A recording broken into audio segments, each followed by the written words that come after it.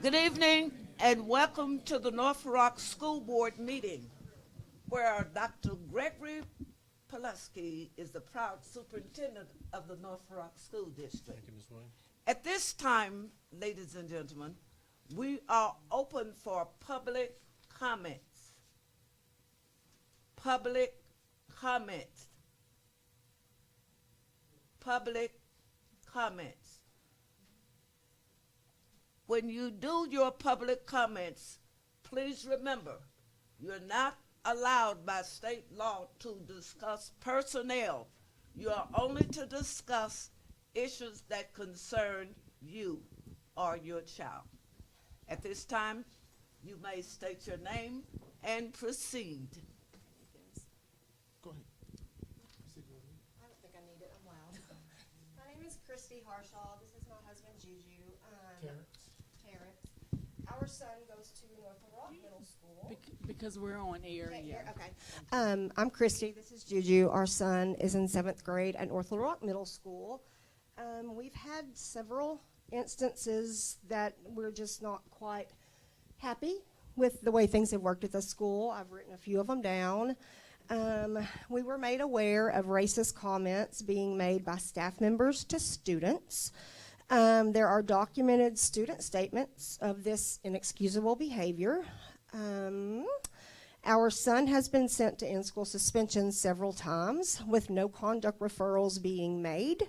He has literally been sent out and escorted to the in-school suspension room by multiple security guards with no explanation given. We further inquired into this punishment. That the school's administrative staff were completely unaware of this happening, and we were given the reason that he was not in trouble. They were simply taking him down there to give him a break.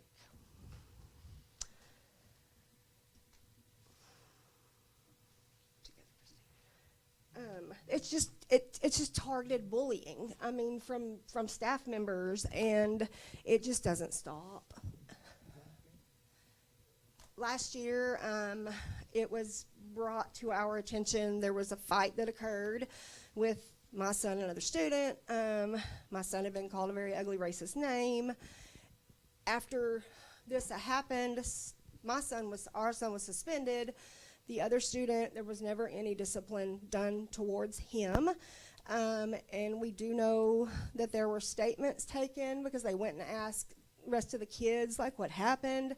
And the boy that he had this fight with made a statement that the next time he was bringing a pistol, not a pencil.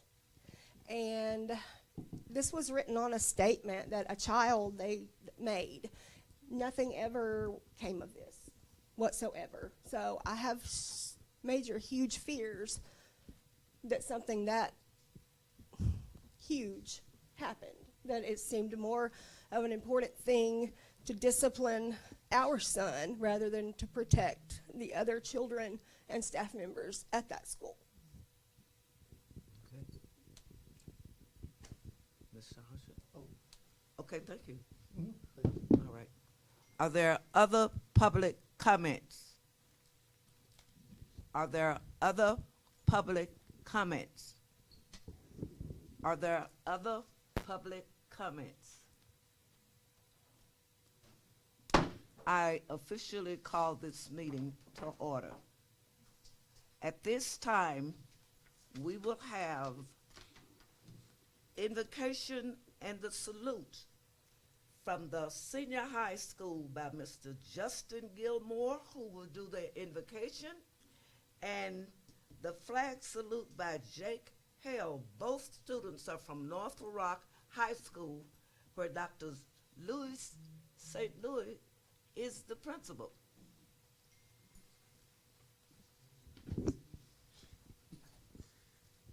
If y'all will bow with me in prayer. Lord, thank you for this day. Lord, thank you for bringing all these people with purpose and passion for education out to us. Lord, thank you for the blessings that you give to us every day.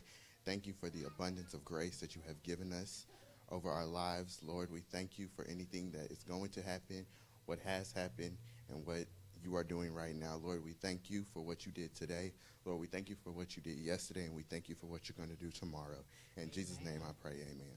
Amen. Jake? Hello. Please join me in saying the Pledge of Allegiance. There it is. I pledge allegiance to the flag of the United States of America and to the republic for which it stands, one nation, under God, indivisible, with liberty and justice for all. Great job. Are your parents here? Would your parents please stand so that we can recognize them? Great job. At this time, we will have the vision and mission statement by Mrs. McLean. Our vision statement is world-class schools for world-class students. And the mission statement is the North Little Rock School District and the community will provide for achievement, accountability, acceptance, and the necessary assets in the pursuit of each student's educational success. Okay, at this time, Mrs. Cole Quick, would you please call the roll of the members? Ms. Williams.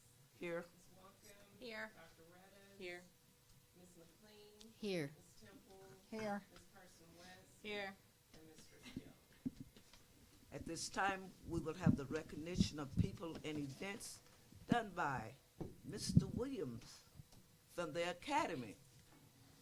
So, Madam President, our first recognition is Mr. Williams, and I believe his students have a presentation for us that we're really excited to hear about. I think Ms. Hatch is also presenting with, you want to introduce everybody, Mr. Williams? Mr. Williams, when you get a chance, can you introduce everybody? Yes, sir. On your So we have 3 students from the Academy. Mr. Lewis, and I'm sorry, I usually call my student by Mr. and Miss, so here I am again. Mr. Lewis, Miss Owens, Mr. Brown, and then this is Miss Naylor, who is our Teacher of the Year at the Norfolk Academy. And she has 28 years in alternative education. And for 28 years, she's been changing the lives of students who embark in her path in North Rock School District, North Rock Academy. We had the special opportunity, actually afforded us by Ms. Hatch, who came to us with a great idea to partner with Game and Fish and with ABC Construction and several other agencies. And so our plan was to offer our students a different pathway for education, because the students that we receive, many of them are not going to attend a 4-year college. But to have an opportunity to go to a construction site and build things, have an opportunity to work with game and fish and to examine the waters and streams and lakes, have an opportunity to talk with financial advisors about pathways for the future is where they are. And so we had the great opportunity to go to ABC Construction and build tables for them, stain the tables. Matter of fact, we brought those back to the Academy.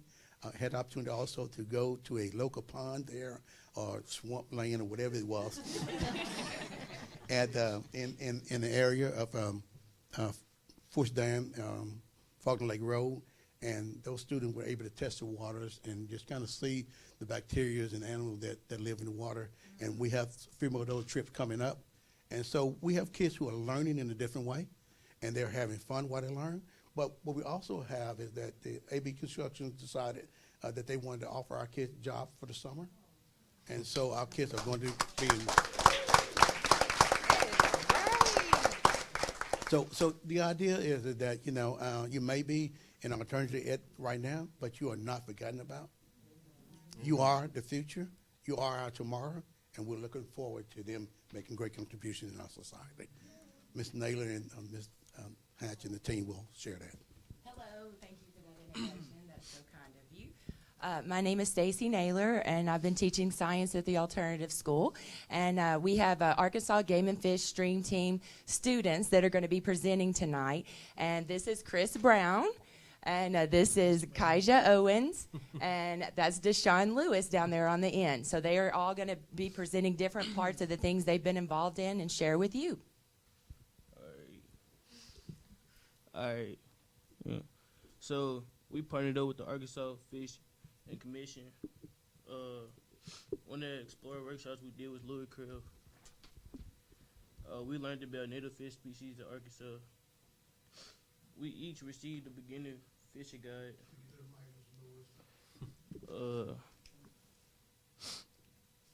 We designed our own lure on paper and hand painted them so we could keep. Another fishing workshop we did, another explorer workshop we did was dissected fish. We dissected the catfish. Different organs were identified inside the catfish. We separated bones inside the fish to further investigate body systems.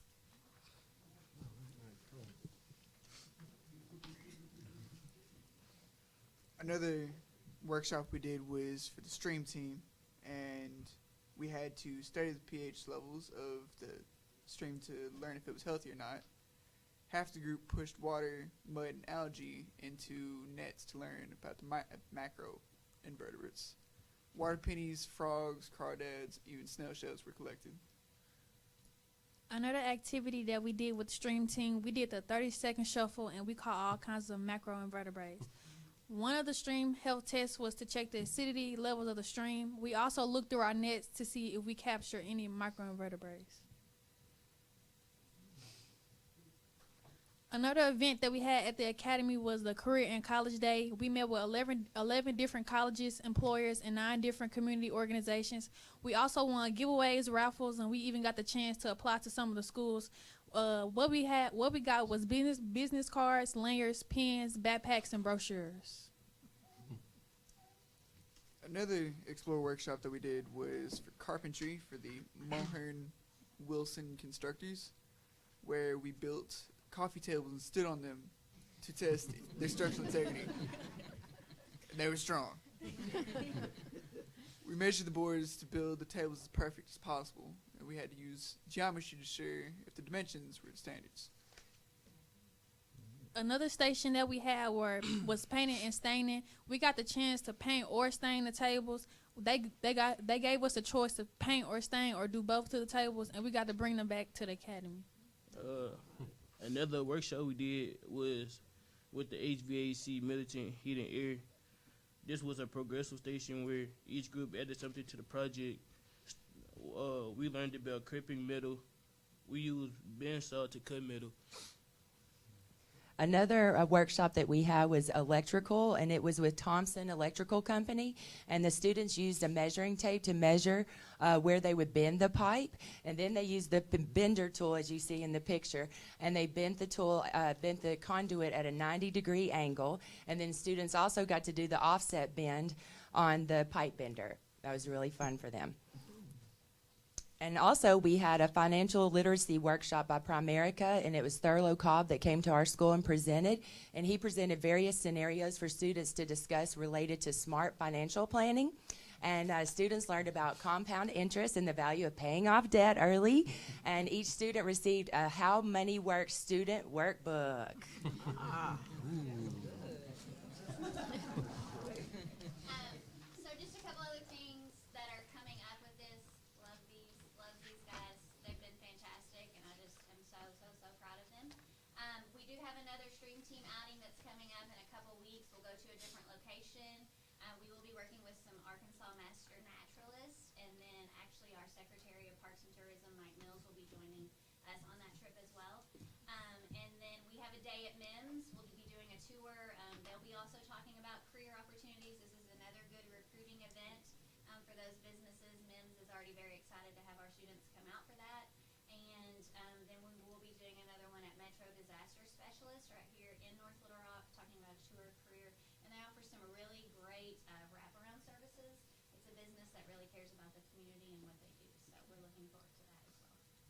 So our students are learning because they are learners. They are the future of Arkansas and of this nation. They are making a difference on a daily basis. They are looking into careers that would pay $50,000, $60,000, $70,000, $80,000 to start off with, and they are ready to do that. Thank you for your presence.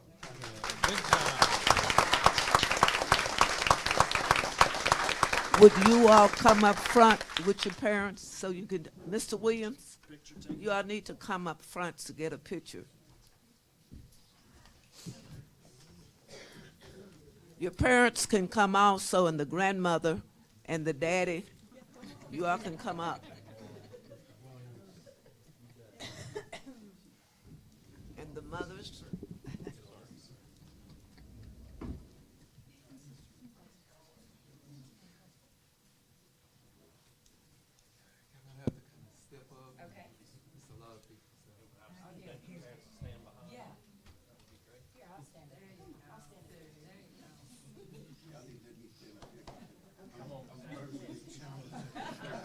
Me too. Me too.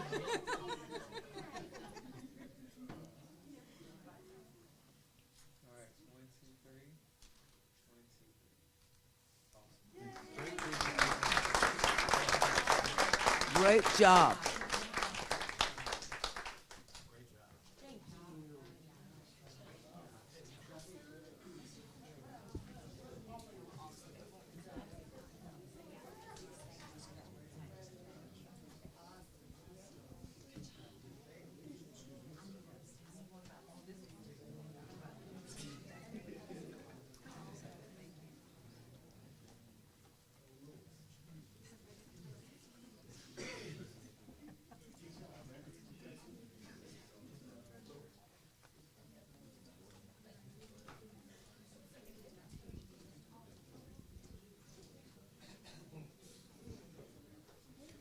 All right, good evening, board members and community.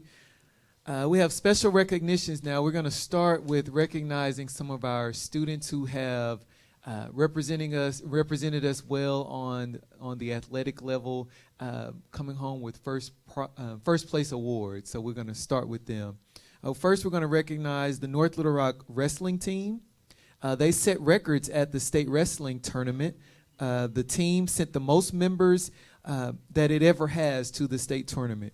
Dalen Pippins placed first in the 175-pound weight class for Class 6A boys, and Kalia Kism placed first place in the 115-pound weight class in Class 6A girls. Their coaches are Donald Williams and Jack Hendershot. Would you two please come forward?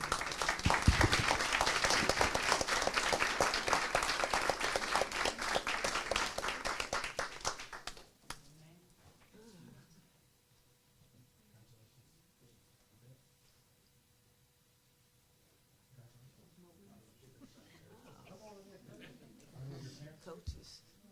They are? Okay, have them come up.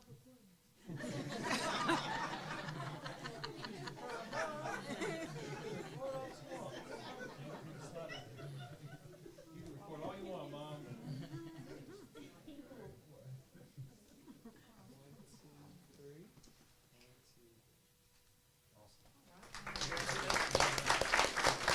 Great job.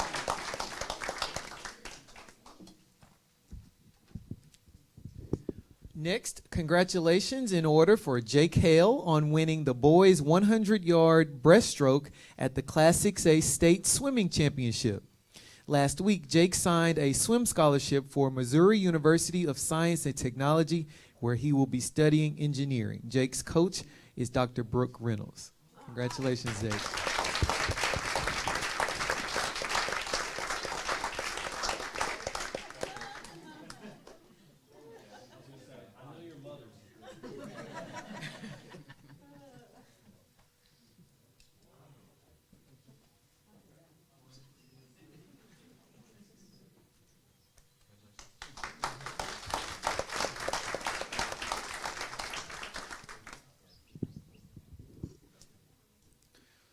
Mitchell Lowry, Brandon Orbona, and Ryan Ponder have earned All-State Band honors. Students qualified for All-State auditions in January, which included the top 6 trombones from each region and the top 10 percussionists from each region. All-State qualifiers auditioned at UCA on February 11th. Mitchell earned positions in All-State Jazz Band and All-State Concert Band.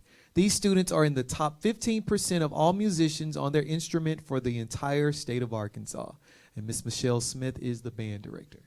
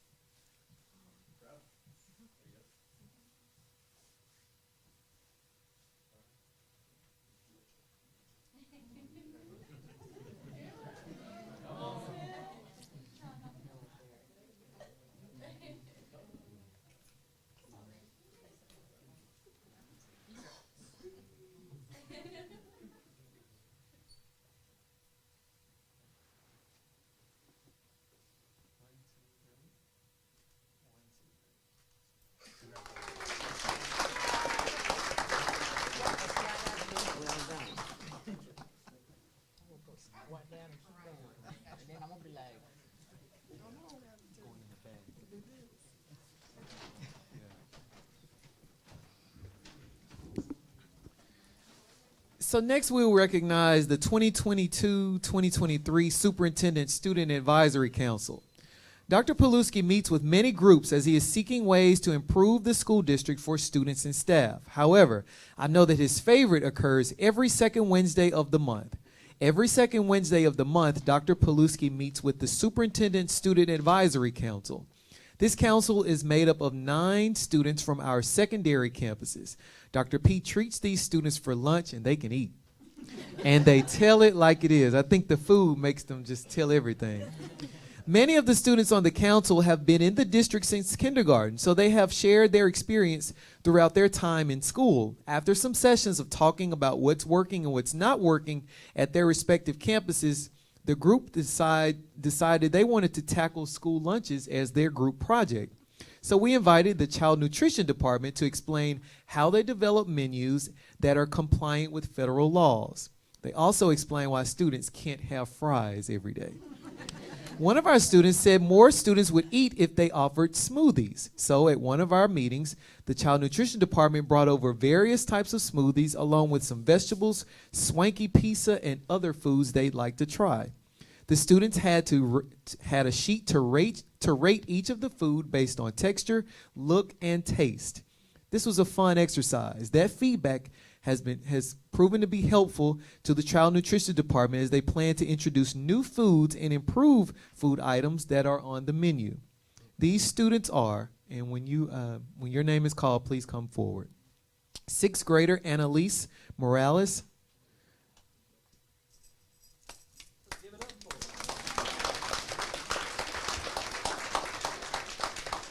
7th grader Kobe Napier.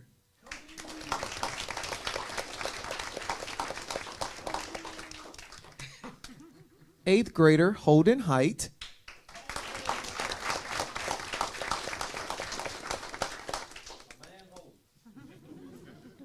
Freshman Jason Singh. I don't think Jason made it.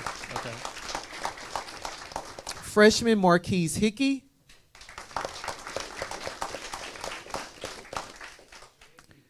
Sophomore Caden Pettis.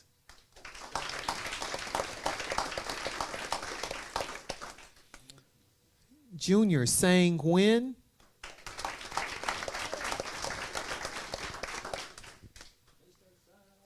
And senior Jemiah Brown.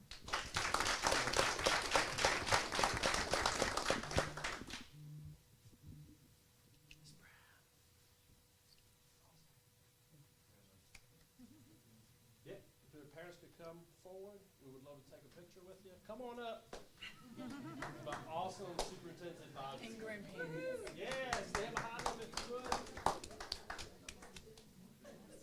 so proud of all you. I miss our time together.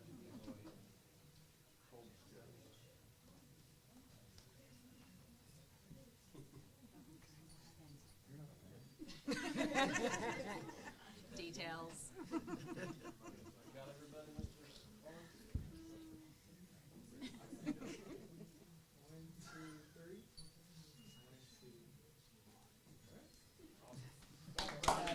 Great job.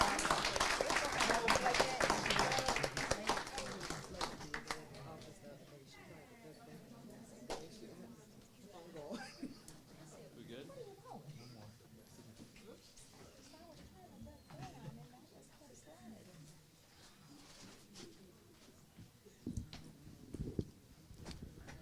Our superintendent's honor roll recognition goes to Mr. John Grogan and Mr. Anthony Beach, who work in the maintenance department. They were nominated by Mr. Steve Orbona, who is the principal at Boone Park Elementary School. Mr. Orbona writes the following: John and Tony not only came out to Boone Park to install our new 100% attendance flags, but they also went above and beyond by getting the parts needed to install it along our hallways, and they also, on their own initiative, painted the parts purple to match our school colors.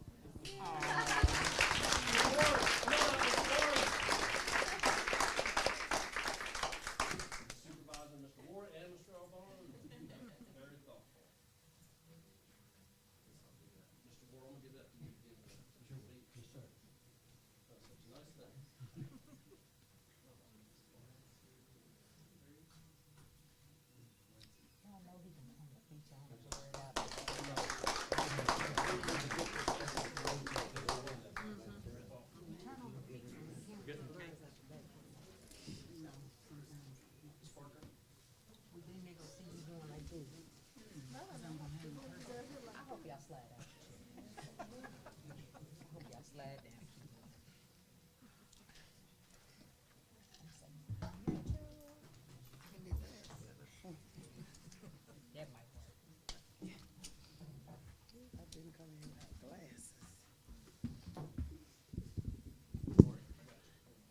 All right, I don't have my glasses. Good evening to our board president, superintendent, North Little Rock staff. Oh, yeah. North Little Rock community. Our April recipient represents our pre-K. Y'all give it up for pre-K. I was contacted by one of our pre-K teachers who shared that she would love to have our recipient be recognized as our April recipient. Indeed, she is a parent star in my eyes. She always goes above and beyond when it comes to the students and teachers in her son's class. She is adamant about making sure that early learning is taking place with her son and all the students in the room. Our recipient purchases gifts for all of the scholars every holiday. For Christmas, she gave each child a bin with all kinds of goodies stuffed in it. Valentine's Day was just as important. All scholars received special Valentines. Easter was a hit. She provided Easter baskets for all scholars. She always makes sure that they're filled with items that will help them learn. She donates food for all classroom parties, and she attends all school functions. Our recipient is currently working with the teachers on a portfolio for each scholar for the end of the year. This is to ensure that over the summer, their parents have familiar educational tools to keep learning growth over the summer months. She cares about the academic success of her son and all of the students, as well as the teachers in his class. When we teachers are out, it's not uncommon for her to send us a text message to check on us. Not only does she recognize the students, the teachers are just as important. We've been blessed with gifts for every holiday as well. Our recipient is very creative. She makes a lot of gifts herself. She gives gifts that fits our personality. We love her, and she is our classroom star. Dr. Paluski, board, staff, and North Little Rock community, let's salute our April parent North Star, LaChella Washington, pre-K mom at Meadow Park Elementary. Now, y'all know she thought she was here to talk about PK programs. Thank you so much.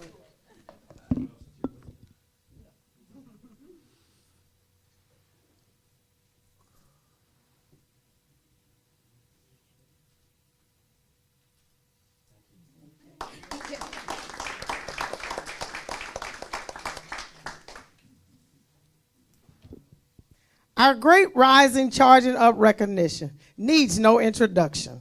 This faith-based group has taken North Little Rock School District under their care for many years. They've supported schools, teachers, individuals, families, etc. They've opened their facilities for mentor orientation trainings, PTA meetings, etc. After the tornado, they were working to assist North Little Rock School District Amboy Elementary with 18 classrooms when we were looking for alternative locations to bring our students back to school. As stated earlier, they don't need an introduction, but just to highlight a few of the other things they've done, Christmas gifts were given to all of the staff in the North Little Rock School District, teachers, the lunch staff, custodians, administrators. North Little Rock mentor trainings, sponsor of the Night of Honors, participation in the North Little Rock School District Self-Care Fair. The city and the North Little Rock Police Department are ones who really did this, but we all participated. They've also helped with unsheltered outreach fair for kids and families in the North Little Rock School District. North Little Rock community, you all know who I'm talking about. Let's give it up for our April Great Rise and Charging Up mentor, First North Little Rock.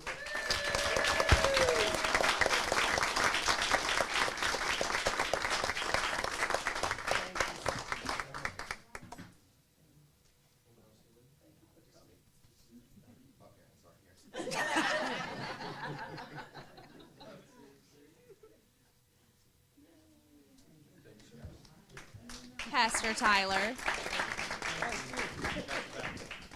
Pastor Tyler, what year did you graduate North Little Rock? 2009. Thank you. I was his librarian at Pikeview Elementary. I love it when alumni come back. Ladies and gentlemen, it is now executive closed session. The executive closed session per North Rock Policy 1.14A, stating that private or closed discussions by the board may occur as part of a regular or special board meeting. Executive sessions may be held only for the purpose of considering employment, appointment, promotion, demotion, discipline, or resignation of an employee, or to discuss matters of pupil punishment, if requested by the parent or legal guardian. No resolution, agreement, or motion considered in the executive session shall be legally binding unless the board reconvenes in a public session and present the items for vote of the membership. Further, Arkansas Code Title 25, Chapter 19, Section 106, 2C1 states, the specific purpose of the executive session shall be announced in public before going into executive session. Please join me in the executive closed session for the discussion of the following matters: employment, appointment, promotion, demotion, discipline, or the resignation of an employee.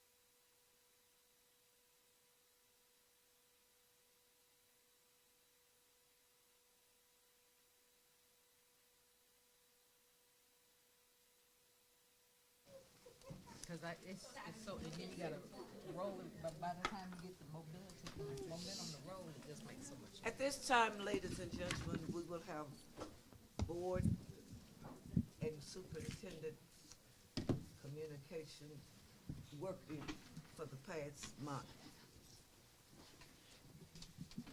Where do we begin on that? What was our last cutoff date? We just say our last board meeting, whatever, last board meeting. Okay, Which Ms. way would you like? McLean? Yes. On March 28th, the board was recognized at the Capitol, in the House, and the Senate for being named the Board of Excellence in Leadership for the state of Arkansas. So we were there. Whoop, whoop. And had our pictures taken. And so was our Arkansas Teacher of the Year. She was honored, and Miss Wisnat and Sergeant Sims were honored at the Capitol Yes. also.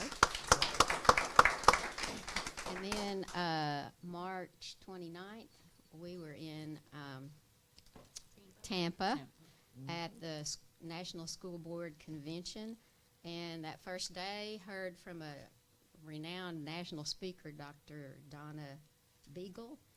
And she grew up in poverty, was homeless, married at 15, 2 kids, and by the age 25, she had her doctorate. And her whole focus in her studies is on poverty as it relates to education. So that was really exciting to hear the things that she had to say. And then we went to a session there that was by our own Miss Carly Saracini from the Arkansas State Department of Education, where she was telling about the Teach Arkansas program, where we're trying to grow our own teachers. And people in that, I was in that session with a lot of people, board members from all over the country, and they were all like, how are you doing this? Because Teach Arkansas is actually going to pay for students who want to teach, will pay for their way through college, basically, with some help from some funds that our Ms. Staracini and the State Department of Education have come up with this wonderful program. So everybody was like, okay, how do we do that? And she was getting a lot of inquiries about that. So hopefully we'll see the fruits of that in the years to come. And then, of course, Friday, March 31st, began our day with Dr. P. on the phone, Zooming, and he's out the door. I'm headed home because the tornadoes were here.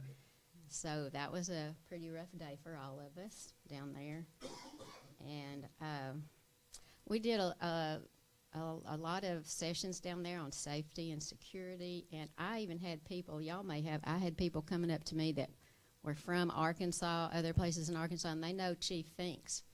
And they're like, y'all are so lucky to have him. He's wonderful. I wish we could get him. I'm like, no, he's not going anywhere. So that was very nice to hear that and get that feedback. And then, of course, we came home, and this community was in turmoil, and our staff and students, and we had a meeting on Monday, Dr. P did, with the staff. They didn't have school that day, and he had a meeting with the classified, and then later in the day with our licensed staff. And it was emotional. And you sang "We Are Family." And I did. Somehow I got caught up in the emotion. She felt the spirit. Started doing a little singing and even a little movement and dancing. But it was an emotional day to see us all together there and know that we all depend on each other. So let's see. Oh, and then the baseball game just this week at Dickey Stevens. Man, the community came out for that. It was great. So I think that's it. Oh, very good. Thank you. Ms. Walcom. So to piggyback on all of that, we also had a backdoor scene to the devastation that our community has received from the tornado. Chief Finks and Dr. P took some of us around that were able to attend, so that was eye-opening to see what our families are going through right now and just help us better assist them. I attended the Lakewood Elementary Fine Arts Evening. That was really good. in addition to all that. So it's good. Dr. Bettis? I too was at the COSPA inaugural conference. It was awesome. It was wonderful, except for the devastating news while we were there. Also, I got to see it's no longer Sergeant Sims anymore. He is now Lieutenant Sims. So I was able to attend his promotion. It was really great. We're gonna miss him. We're definitely gonna miss him. Other than that, I'm looking forward to tomorrow to the Night of Honors. That's right. Okay, I will agree that was one of the best conferences that I've been to since I've been on the board. It was a lot of excellent information to bring back and share. I drive through the devastation every day. I'm happy to see every day something more is getting done, but it's something. And the only thing I would add is I was really happy to go welcome the kids back to Indian Hills Elementary, and my heart was really filled talking to them as they were getting out that first day coming back.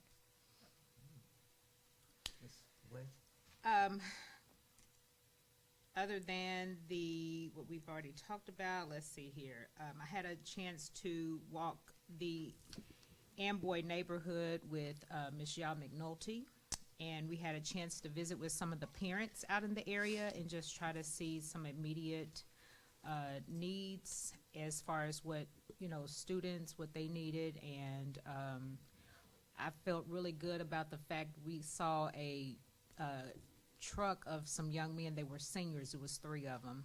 And I know she wrote their names down, but they 2 of them had jobs at Raising Cane's, so they had their Raising Cane's hat on, and they were out riding, passing out sandwiches and tea and lemonade to some of the neighbors.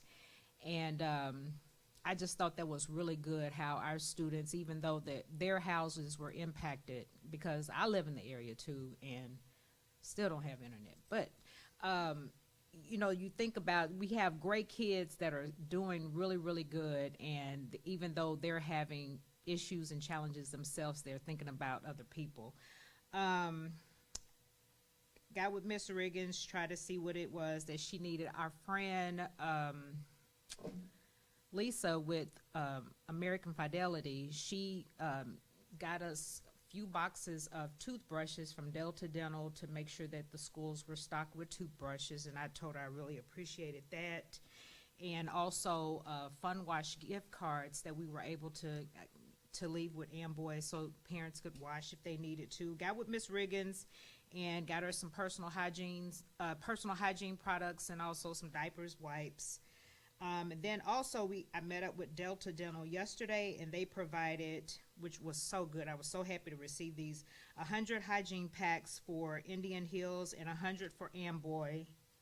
And then they just told me about different stuff that they're willing to do for North Little Rock School District. And Dr. Pawlowski, I'll get with you on that because it's really, really good news. And it will benefit our school district so much. And looking forward to Night of Honors tomorrow. And I think that's about it, other than conferences and the community fest that we had out there at the stadium on 4-3. That was so much fun. I was dog tired, but it was fun to come out and just kind of be a part of it and just kind of meet up with some people and hug some necks and all that kind of stuff. So the kids really enjoyed the Innovation Hub. That was Innovation Hub that did the T-shirts, right? Yeah. Yes. So I thought that was, and they have them on their website too if you all want to purchase some if you didn't get one. So that was really, really cool. And I think that was about it. Oh, and I got my cup from Amboy Elementary. Y'all see my cup? You can put it down now. Hater. Ladies and gentlemen, first, I have attended everything that Dr. Pawlowski has been able to do because as a board, you see, we're trying to support him. And when there's a board in presence, they're knowing that we support him. And I went to everything, most thing, if you didn't know, the commissioner for the state of Arkansas, Mr. Jacob Volcher, Oliva. in Oliva. We were at Indian Hills, and he came very nice, and he asked the North Rock School District, he also asked Dr. Paluski, what could he do for us? Because he felt, and told me that he felt that Dr. Paluski was a very smart man. Can you tell my wife that? For a small fee. And all of this in Lakewood, Fine Arts, and also I went to Heather School Health and Safety with Miss Hale. I thought she was just a data person, but she is involved and can tell you the number of students that are involved and needed help. Data. And I've already asked Dr. Paluski if he would bring, because parents, what you need to know, I learned something. We know that our young people are on drugs, and now they're doing bath salt as a point of using drugs. So these are the kinds of things that we need to hear from Heather, because a lot of parents don't know that they say bath salt. I ask it. Yes, it's on the rise. It may not have hit North Little Rock or Little Rock, but it's in other parts of the state. And also, I thank Dr. Palusi for caring about your welfare, the students' welfare, all of us. When we went to one meeting at the National School Board Association, about one gentleman presented his son was killed in a school because people were careless. And I want you all to realize that if you see anything as adults in your building, it's not a joke. People are killing people. People are walking into buildings because you got doors propped open. We have paid for everything that Dr. Paluski has asked us for. People to watch. So where are they? We support Dr. Paluski in whatever he has to do, because your child's life is important. You are important to us as administrators. And we as a board, whatever happens, the burden is on our shoulder.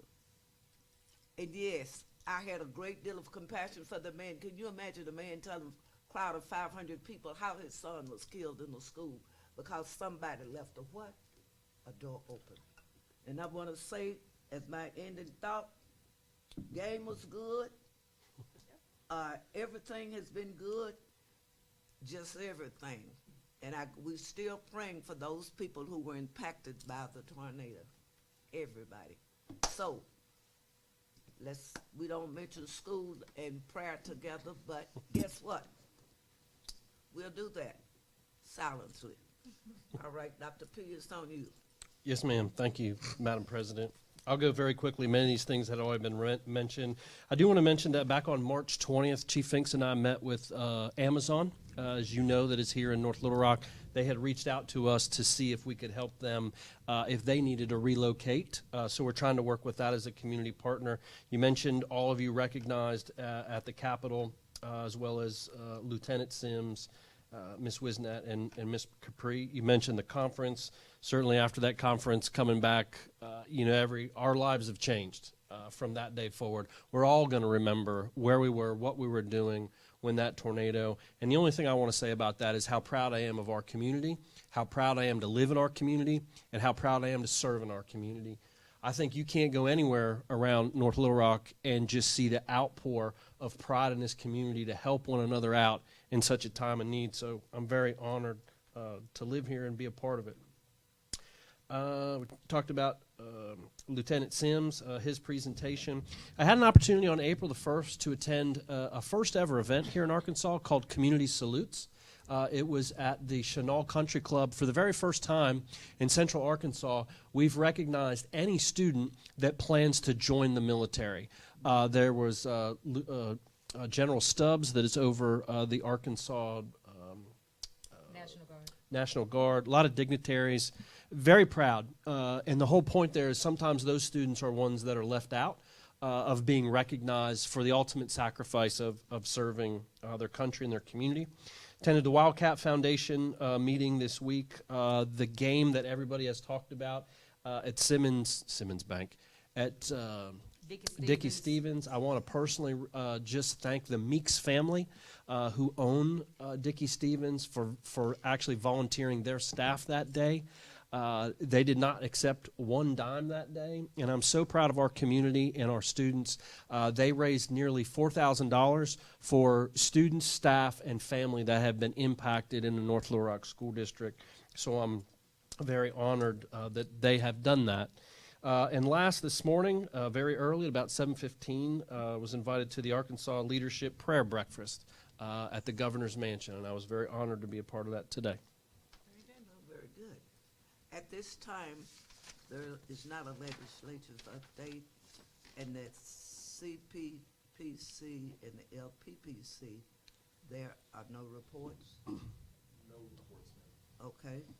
And at this time, Dr. Paluska, we're now open for informational items. Yes, ma'am. Madam President, members of our Board of Education, information, our first item is 2022-2023 inclusive practices.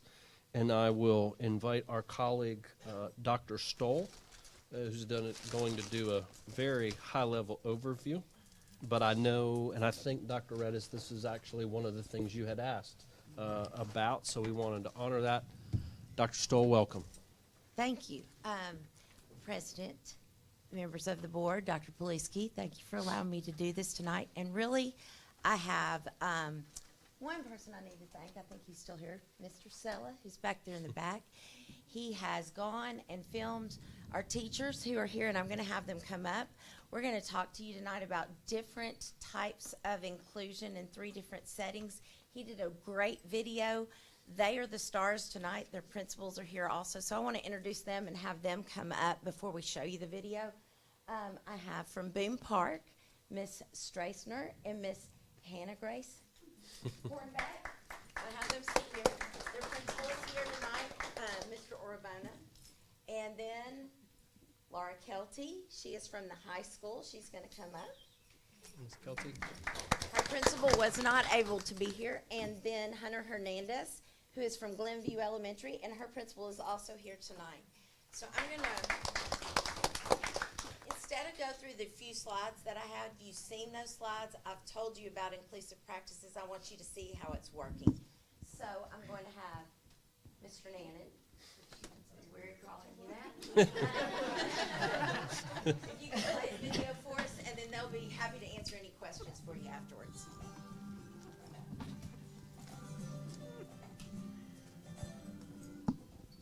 So my name is Jessica Strassner. My name is Hannah Grace Hornbeck.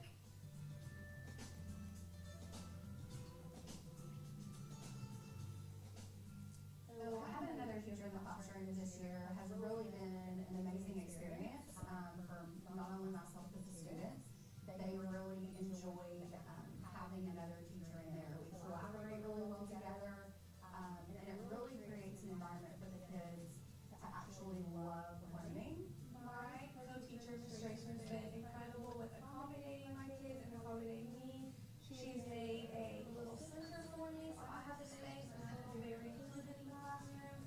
On our planning period, she also meets with me every single week, and we look at all of our kids that week, what their deficits are. Then we create our own groups to know who's going to be struggling with these lessons, and then we can meet them where they need to be met. We've really kind of created this system where we, kind of play off of each other, and we know, and we swap roles and positions, and so I feel like it's been a really great experience this year.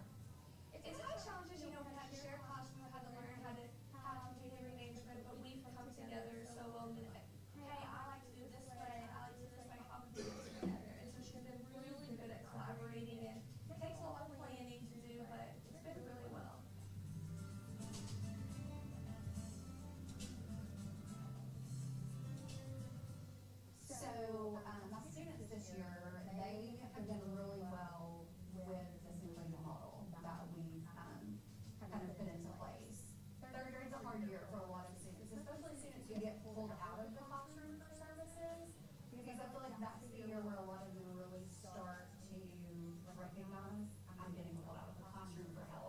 And so at the beginning of the year, I had a student that behaviors started to become a problem because they were getting pulled out of the classroom for those services. And so Ms. Horbeck and I sat down and brainstormed, we were like, how can we make this all inclusive? And so we talked about the inclusive model, and we thought, you know what, let's go for it. Let's see how it benefits our students in our classroom.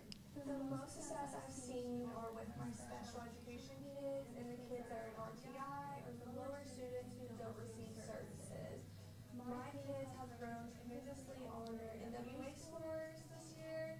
We had a pep rally that you had grown, excelled, and it exceeded. Every single one of my sped kids in that room exceeded and NWA growth. Lot to celebrate.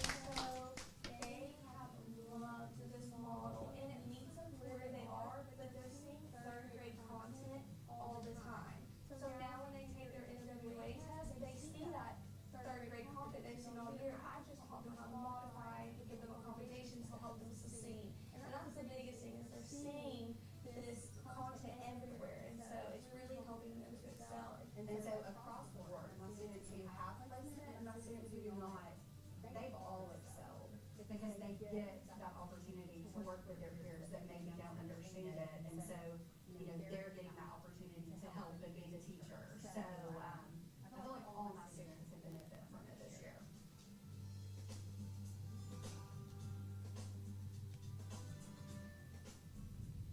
So the most important part of the inclusion model, in my opinion, is the buy-in.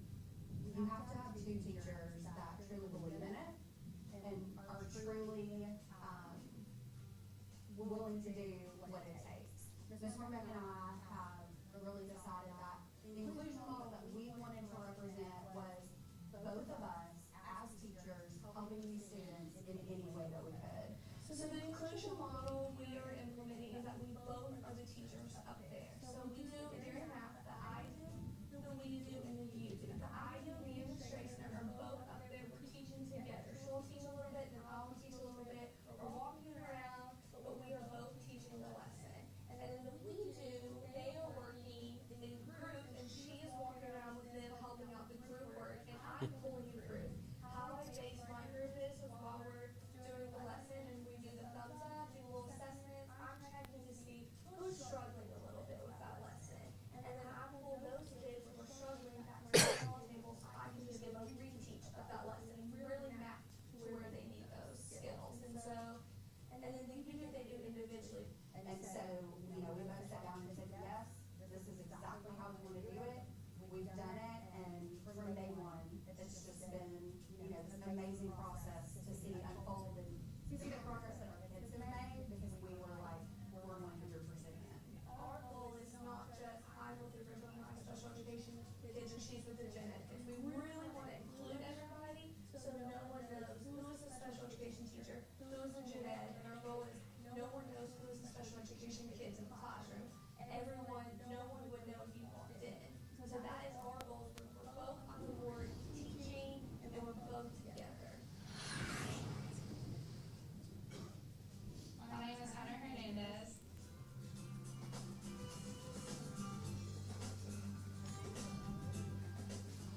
My normal day at Glenview is going from kindergarten to 5th grade. So I start my day off with 1st grade ELA, then I go to 5th grade math, 4th grade Wilson with an ALE student, then I have 2nd grade math, 3rd grade ELA, kindergarten ELA, then I go to 1st grade math, then 5th grade ELA, then kindergarten math, 1st grade math, then 3rd grade We can keep going math, potty. 2nd grade math, and then I end my day with 4th grade Mouthful.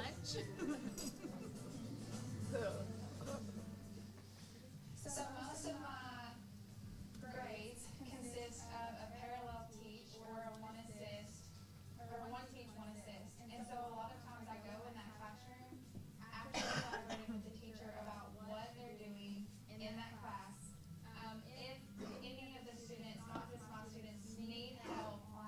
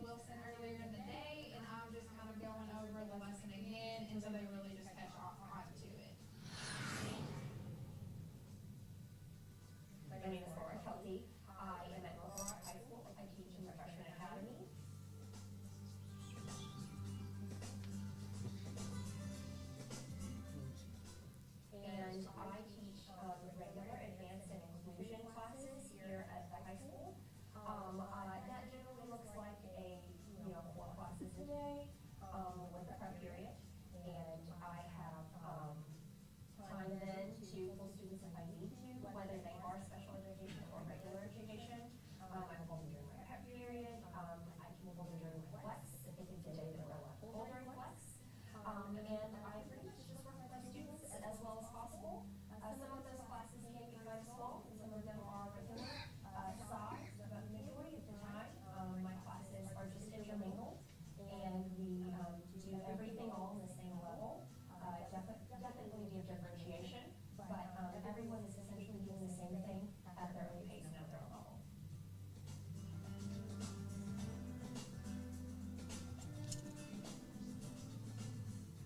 So inside my classes, again, there are two different levels, majority of the time, 2 to 3 different levels of kids. It does become a challenge sometimes when I do have kids that are specifically higher than other levels of kids, getting to them, being able to work with them one-on-one as needed, splitting people into the groups that might be most beneficial for them. That has really posed, been a challenge for me this year. I feel like going into next year and going into years prior to this, it might need to be reworked a little bit, but those are growing pains. Those are things that we'll work through. And overall, I think all the kids have really enjoyed this type of service this year. They're really enjoying the classes. I get a lot of positive feedback from my students, and that's what matters the most. It's positive and the rapport that I have with my students and being able to reach them at any level that they are.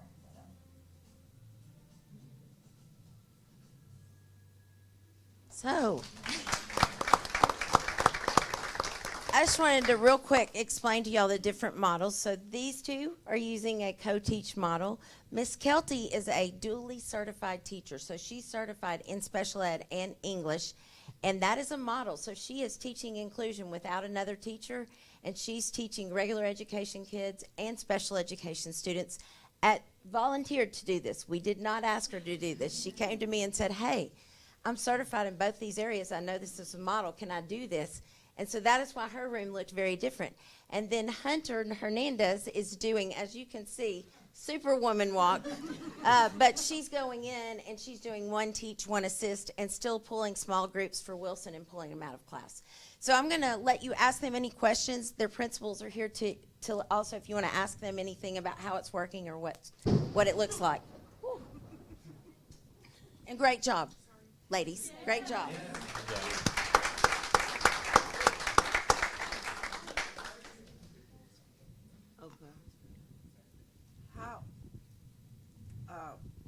Miss Val, it's on you. Bravo. That video is awesome. Thank you very much. You put an awesome piece together. I don't even know that I can come up with a question because everything was so well said in there and illustrated. And it looks like y'all are having a good year doing that. Now, is the whole school, I know I've got the PowerPoint there, but and different schools are coming in next year and all of that. So the state next year for 6th grade and down has to be all inclusive. So elementary down. North Little Rock is doing a little bit more than the state is asking because we are already working at high school. Oh, thank you. So next year we'll add 10th grade to full inclusion so that the students that started in 9th grade academy this year, they'll have inclusion all the way up through 12th grade. We are also doing inclusion at 7th and 8th, 6th, 7th, and 8th. It's not fully implemented yet, but we are hopeful that by the time all of these students get through and graduate, they will all have fully inclusive practices. Did that answer your question? Yes. One other question. Is it common to see someone with the dual certification? It is not real common. We do have some teachers, and it's a lot at high school. And we do have some others that are interested next year in using the same model as Miss Kelty. So we do have teachers in the district that are duly certified. It is a very hard job, as Miss Kelty will tell you. So we definitely do not make a teacher do that. But if they volunteer like she did, we do use that model. So you still want to do it again next year? Yeah, I really, I would love to do it again. But at the same time, I do feel like that there are kinks that can be worked out just seeing it and doing it this year. And I'd love to be a part of the solution. So, yeah. Okay. Thanks. Just welcome. So with that being said, how many students do you see on a daily average? Students in total or special Total. education students?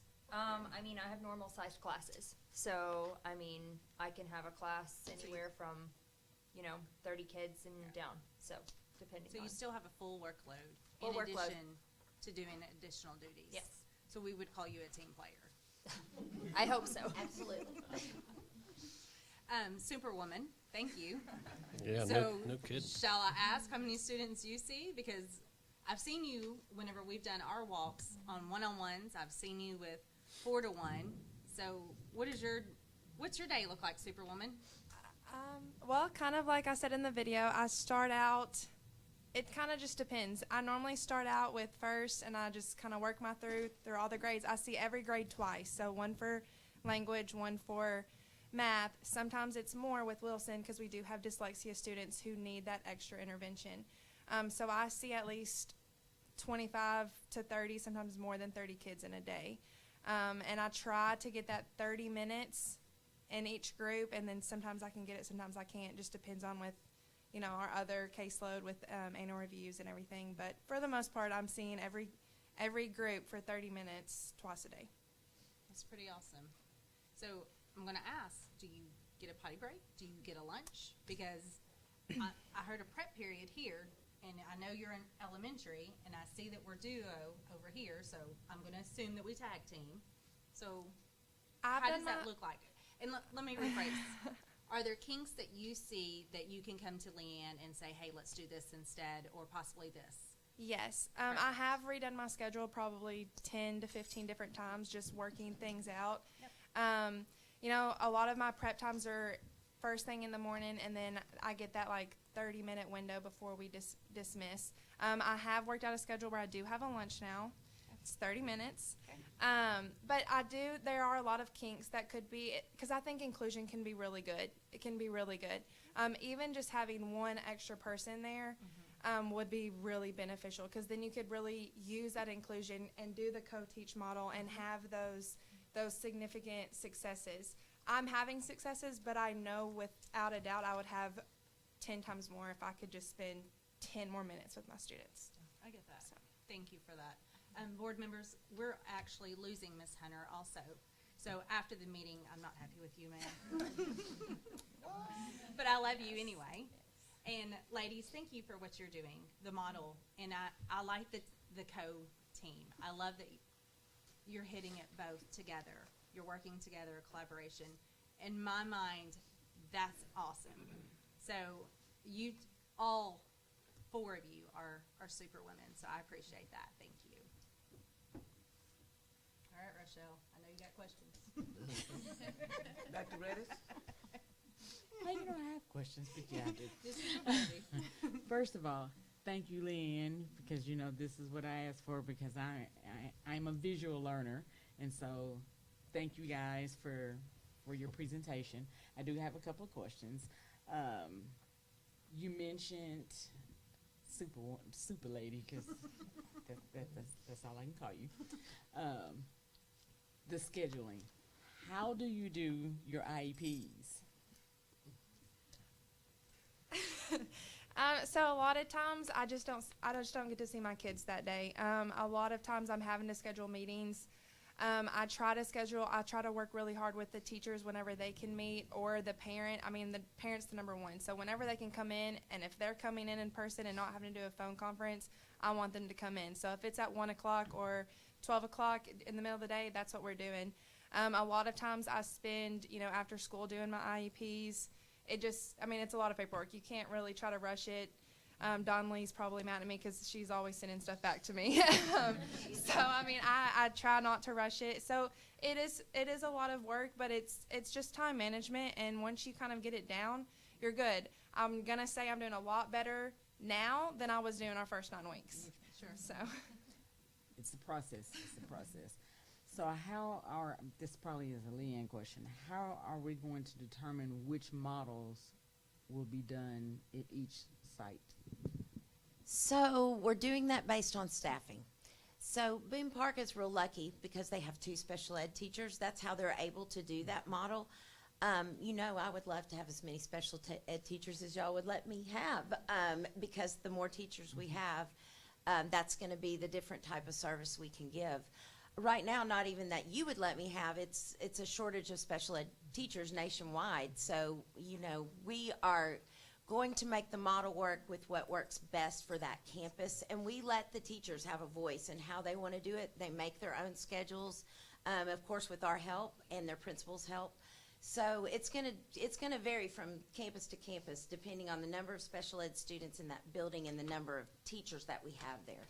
Makes sense, makes sense. And last question, see, I don't have a whole lot.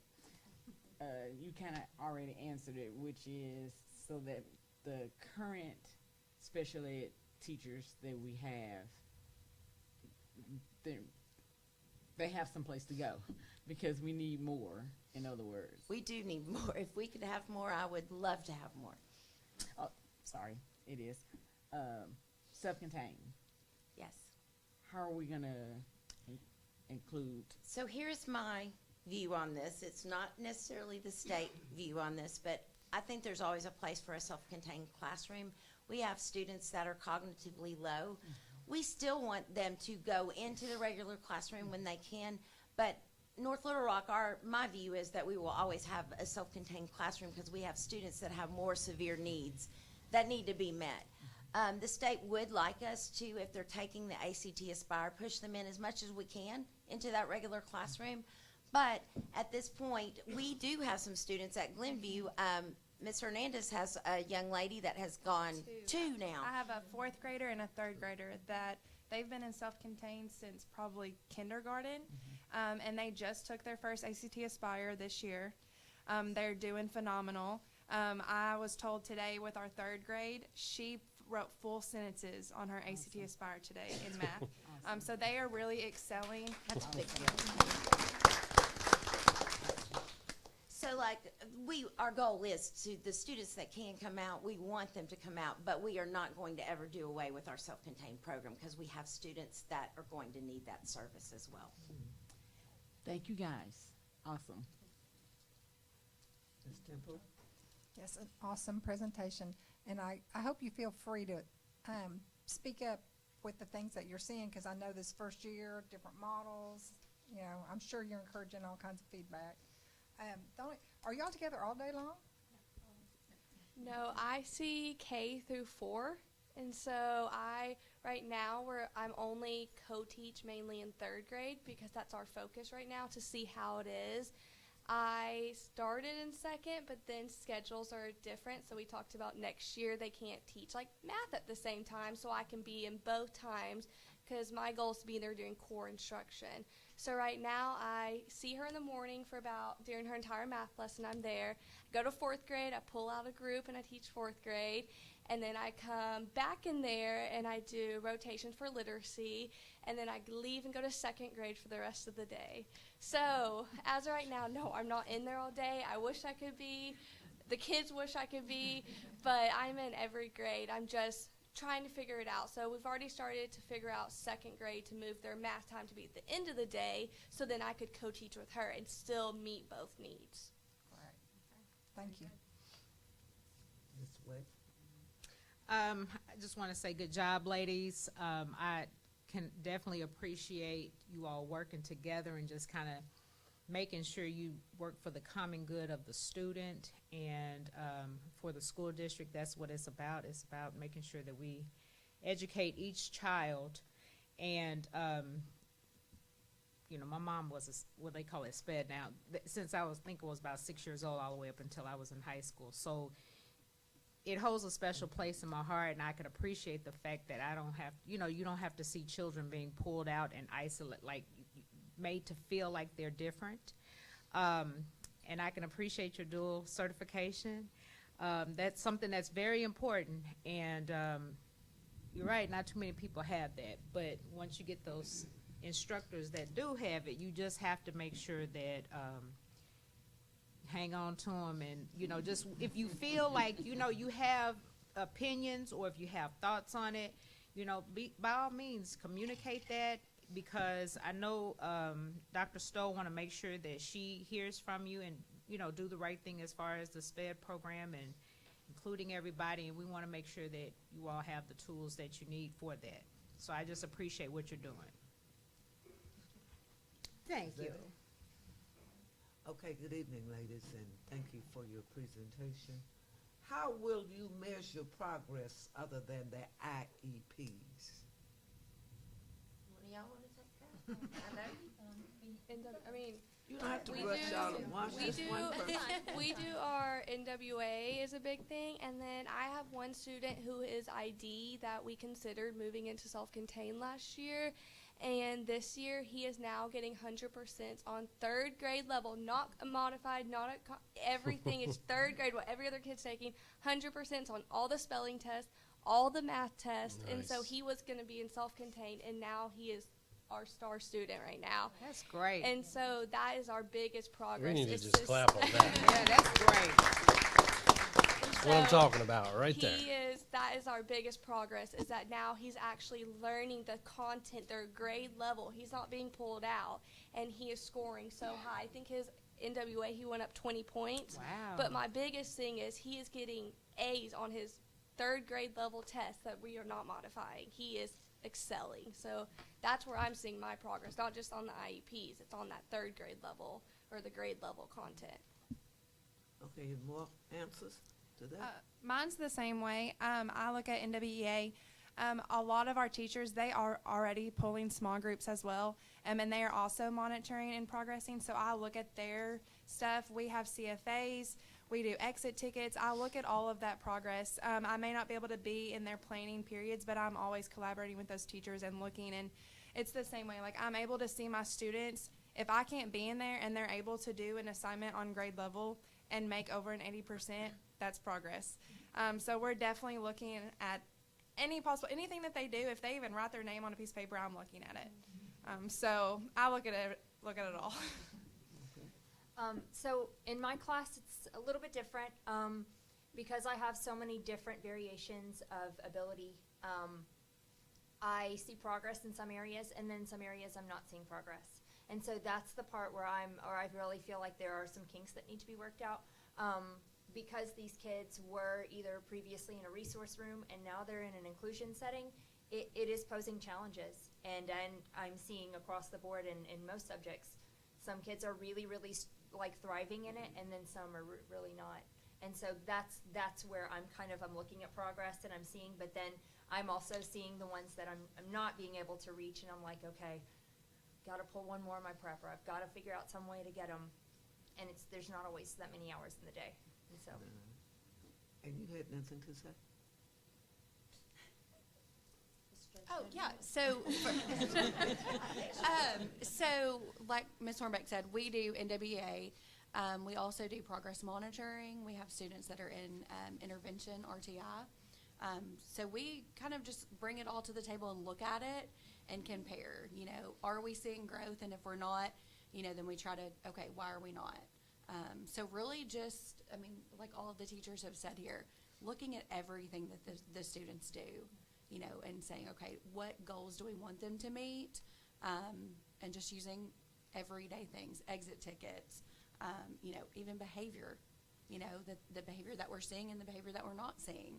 Because like I said in the video, I had students who, they were beginning to have behaviors in the classroom because they were being pulled out. And that was, embarrassing for them, or, they just felt like, oh my gosh, my friends know that I need extra help. And so even those have been things that, we've kind of monitored this year, so. Okay. Dr. Stowe, would you tell me, please, who does the lesson plans? So in this type of model, they have to collaborate with the regular ed teacher, and these two do lesson plans together. Miss Kelty does her own lesson plans because she is the sole teacher, and then Miss Hernandez also collaborates with those teachers. So they're dueling lesson, they're planning together with the regular ed teacher and the special ed teacher to make that lesson plan. Okay. And I appreciate having a different mode of what's going on as far as inclusion, because I've never seen it like this before. Most of the time, a teacher will stand upside the wall watching other teacher do the work. But I'm glad to see that you, if this is implemented, and since we have all of these persons that we have hired, they can be monitoring, and I hope that you'll be doing your walkthroughs to see, because, and tell me one other thing, I'm concerned about those children that are in day treatment. What happens to them as far as getting everything done? So at day treatment, they have their own staff and they have certified special education teachers. So they're getting those services. They are already, it's a very small group there because we send 50 students there, K through 12. So they're getting small group instruction. They're not really, excuse me, in this inclusive setting at day treatment. So we're going to have to work, when they come back to the regular class, we're going to have to work on that inclusive model with them, because they are still in a very small environment to get those wraparound services. All right, thank you very much, and thank you all for your presentation. Thank you, Dr. ladies. Wilson? No, I just wanted to say thank you. You're doing amazing transformational work right in your classroom where it matters the most. Thank you. Thank And you. great video.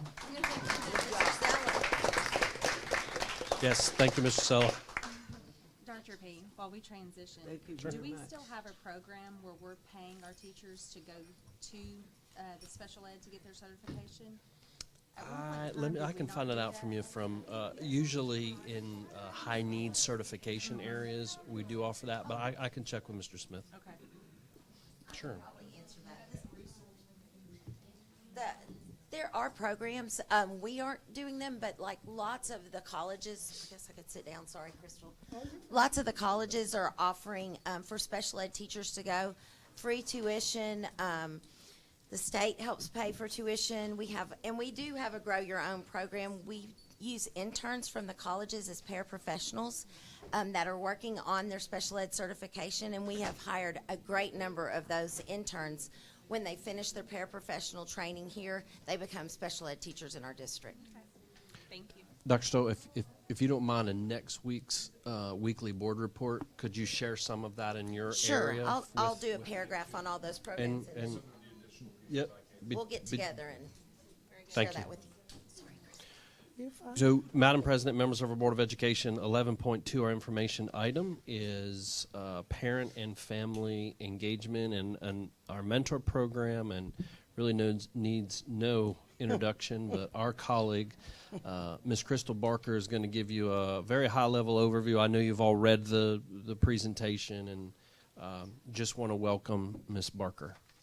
Thank you, Dr. Paluski. To the Board President Williams and all of our board members, I will give you an overview as well. I know you have this in your packet, but as you can see, that picture right there is so special to me. It's on everything because we want to ensure that we have proud parents.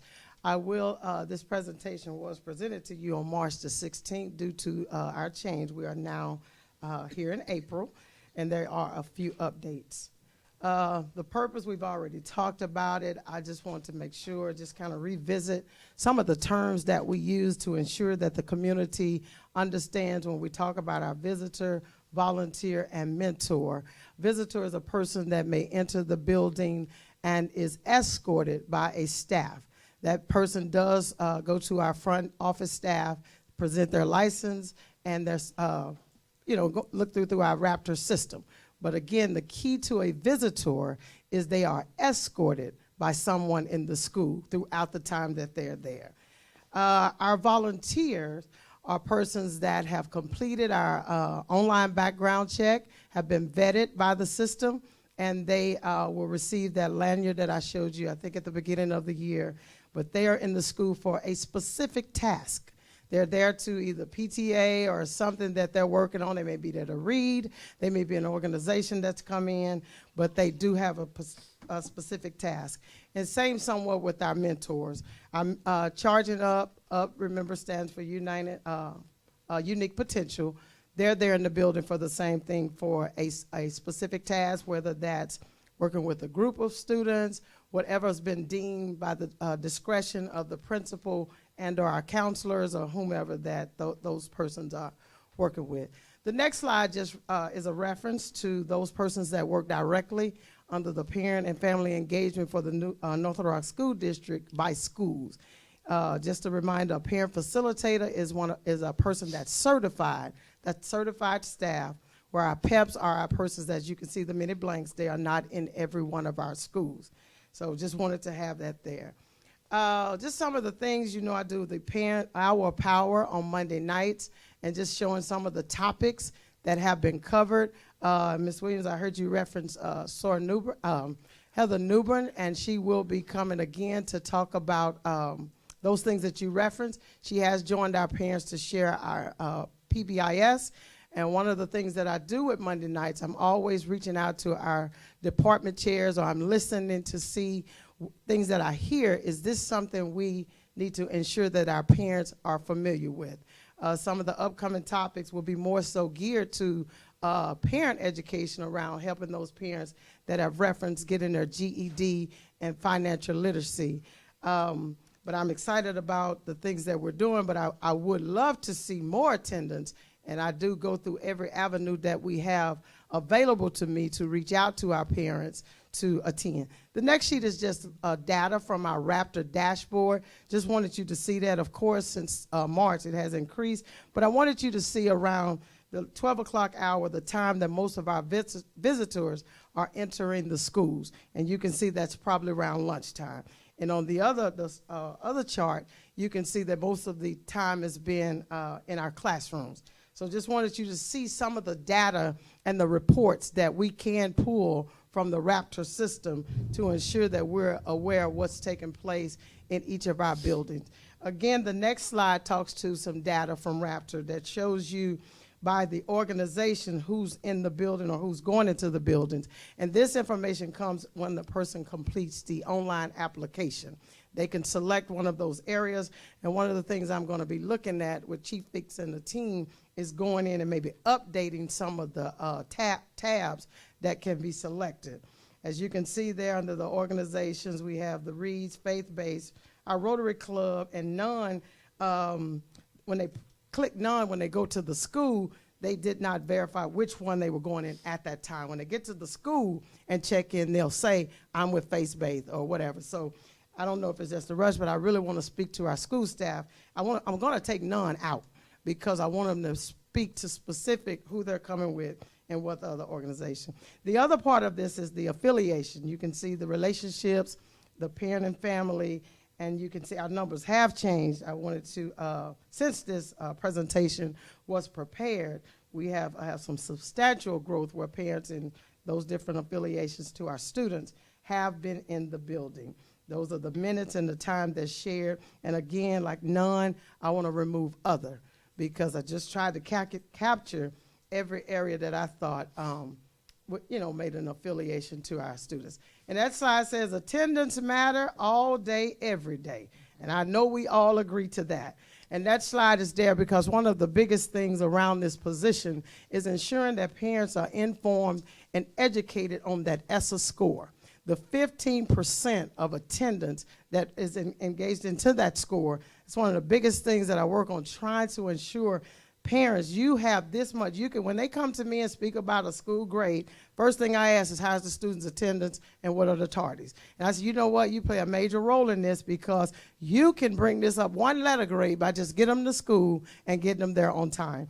One of the things that I share with our parents is this slide here, where it's called Getting Your Child to School Really Matters. And it just shows the time that's missed, the number of days missed, how many lessons that a child misses, even with being checked out early and all of those things. So working in that area, and I know while you're doing your school visits, you see some of the NEAT boards. I hope you've seen them on the wall. You remember NEAT, never, ever, absent, or tardy. And a couple of our slides just show a couple of pictures where the children are, trying to be neat, never, ever, absent, or tardy. And it is really funny when you pull up, and they've missed the carpet. One of the things I'm working on now, I want to see every one of our schools have their own blue carpet, because it's kind of taxing when I try to get to every school. But when they have the carpet, they can do that on a day-to-day basis as often as they deem necessary to ensure that all children have the opportunity to walk on the carpet. The next one is a picture, again, of one of the boards at one of our schools, where they do it every 9 weeks, highlight the students that are on time and not tardy. One of our organizations who did purchase a couple of the blue carpets, the Brothers of Phi Beta Sigma, wanted to also have a certificate that's given to students every 9 weeks that meet the NEET status. I also made a certificate that when I do the blue carpet rollout, I give something to parents. And what it says is I'm committed to getting my scholar to school daily and on time. So that's something, you'd be amazed how this certificate made Facebook. So I felt very, very important. And it brought about discussion, because the question was, how did you get that? And I wanted to chime in so bad, but I just watched them talk. The next slide here is just another data showing you at the time of the presentation the number of volunteers that are registered for each school. To date, our number has now gone up to 2,255. So, and we can have that breakdown per school. One of the challenges, but a good challenge, that I did face when I was doing them manually, I could see who it was myself. So now when they do it online, I'm not always aware that somebody has signed, because it's online. They can go to the website. So I have to try to go if a school calls and look in. But our schools can look at their persons that have been approved right there on their Raptor system. Then you can see another report that can be generated, volunteer mentor hours per function. And I just wanted you to see that the different functions that we have captures many and probably most of all of our mentor and volunteer groups. And you can see the hours based on the time of this presentation that has been given toward time in our building. The next thing is where volunteers are needed, and I just had a slide, the times that in the areas which we need them. I want to thank Ms. Lightfoot and Ms. Jordan for working with me with principals so that we can identify a wish list, so when a volunteer comes to a building, there's something immediately that we can say they can do. That's a volunteer as well as a mentor. And I won't go into more of the mentors. You know the definition behind why we do what we do. I just want to highlight some upcoming mentor plans. I've been speaking with some of our coaches and North Little Rock High School athletes, looking at next year to try to get them to, and I know they do it a little bit now, but we want to make it a permanent thing where they're going in and reading with students and allowing students to read to them. Coach Ryan Standiford is very excited about it as well. You can also see mentor groups that we're working on. I do still host mentor orientation. That is a part of the process. Once they do the online application, they must go through the orientation, because that is what supports our school district to say, if something was to happen, here's what we express, our do's, our don'ts, and all of those type things. But again, the challenge, I have to go out there. If they do it online, I don't know now that they've done it, so I have to spend a lot of time trying to see and look at what's going on. One of the big things I'm challenging myself with is night school. What I want to do in the upcoming year is host night school, and it's a day in the life of your student. And what I want to do is get parents to go through a whole day of what the student goes through during the nighttime. I mean, actually going to the bus stop and getting on the bus. I know it's going to take some planning, but I think the overall outcome will help our parents see the importance. I really want them to have to take that NWEA, whatever the test is, and just see, because sometimes we forget, and our parents, when they're saying stuff to me, Ms. Barker, they done changed the whole world of education. It has to a degree, but some of these things that we just need you to get them to school, because we have persons that are ready to teach them. So you can see some of the other things. And one of the couple of bullets that I really love to say to our district is that our parents matter. And we have to ensure on a day-to-day basis that they feel like they matter, because those things are important.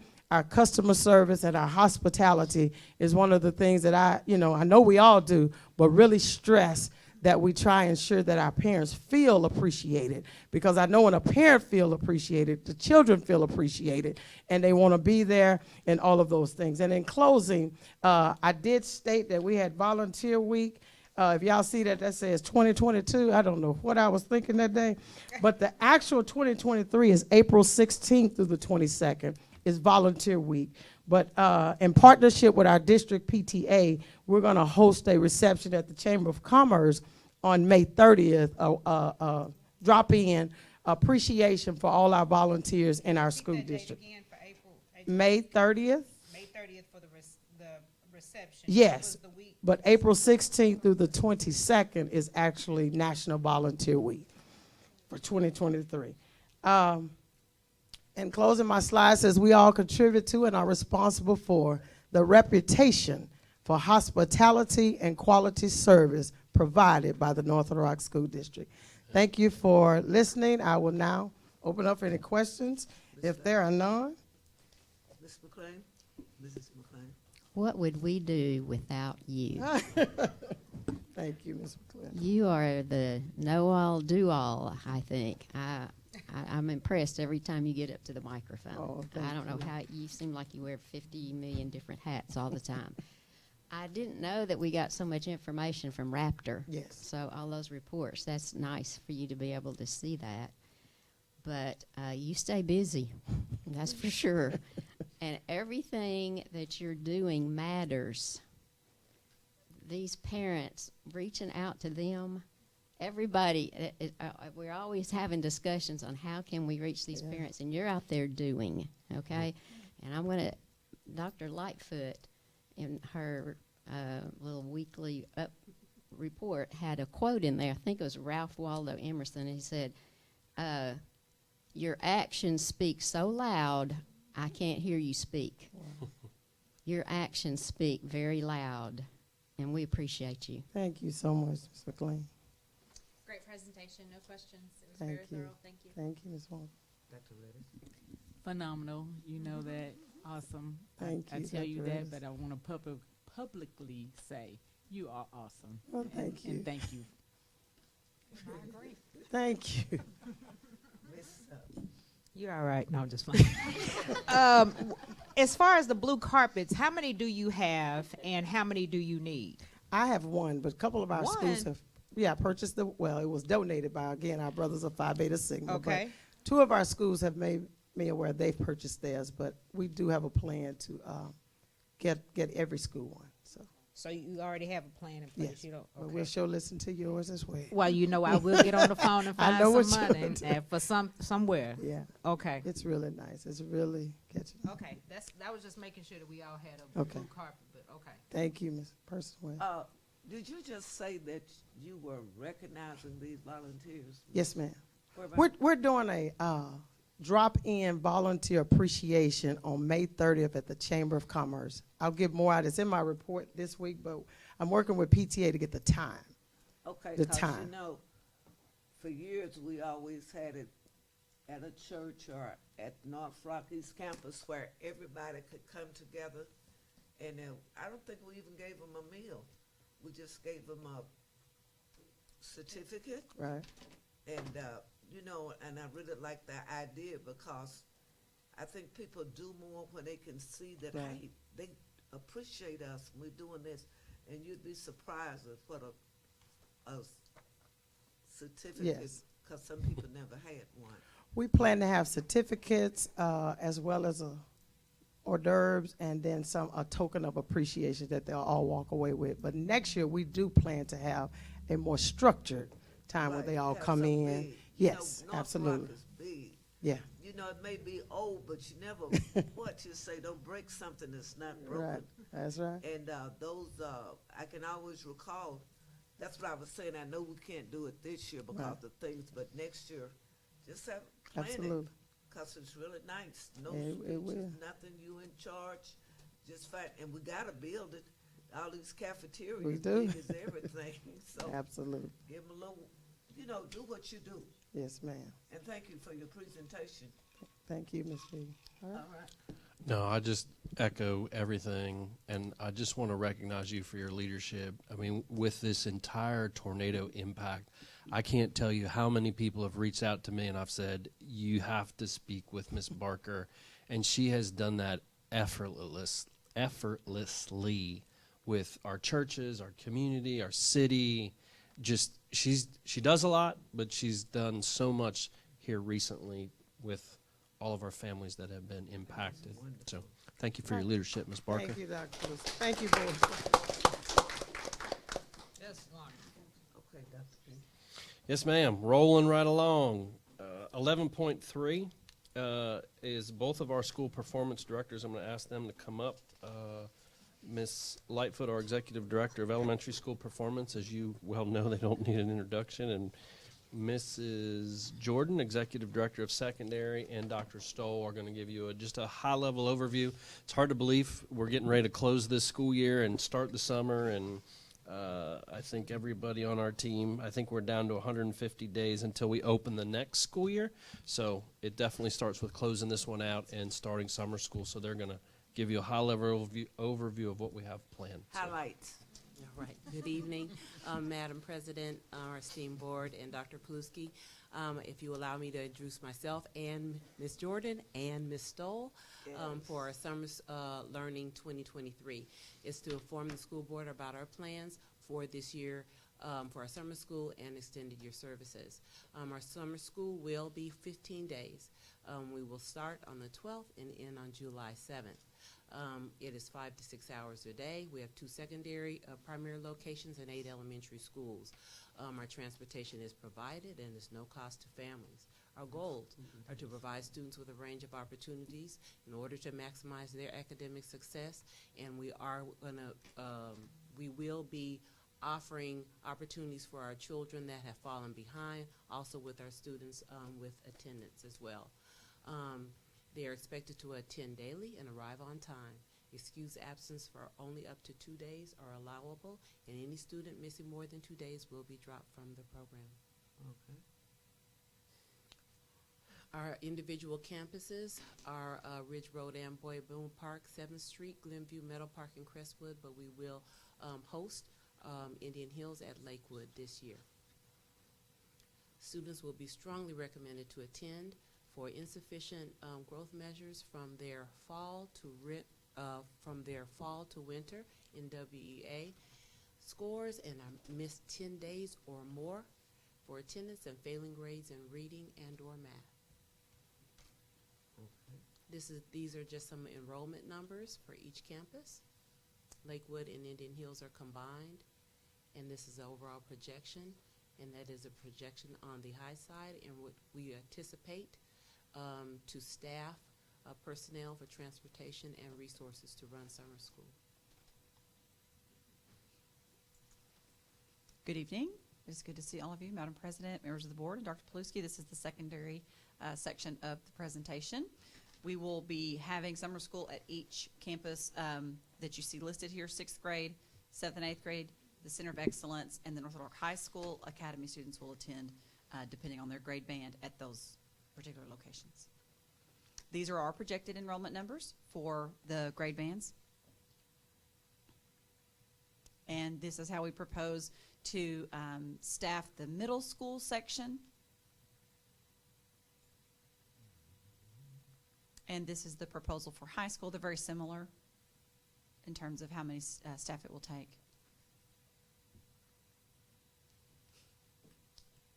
And mine is going to be really fast because every year we have to do extended school year services by law for IDEA. So these are our students. Let me, here, you click. I'm not good at clicking and talking. Okay. We love you. Goodness. Okay.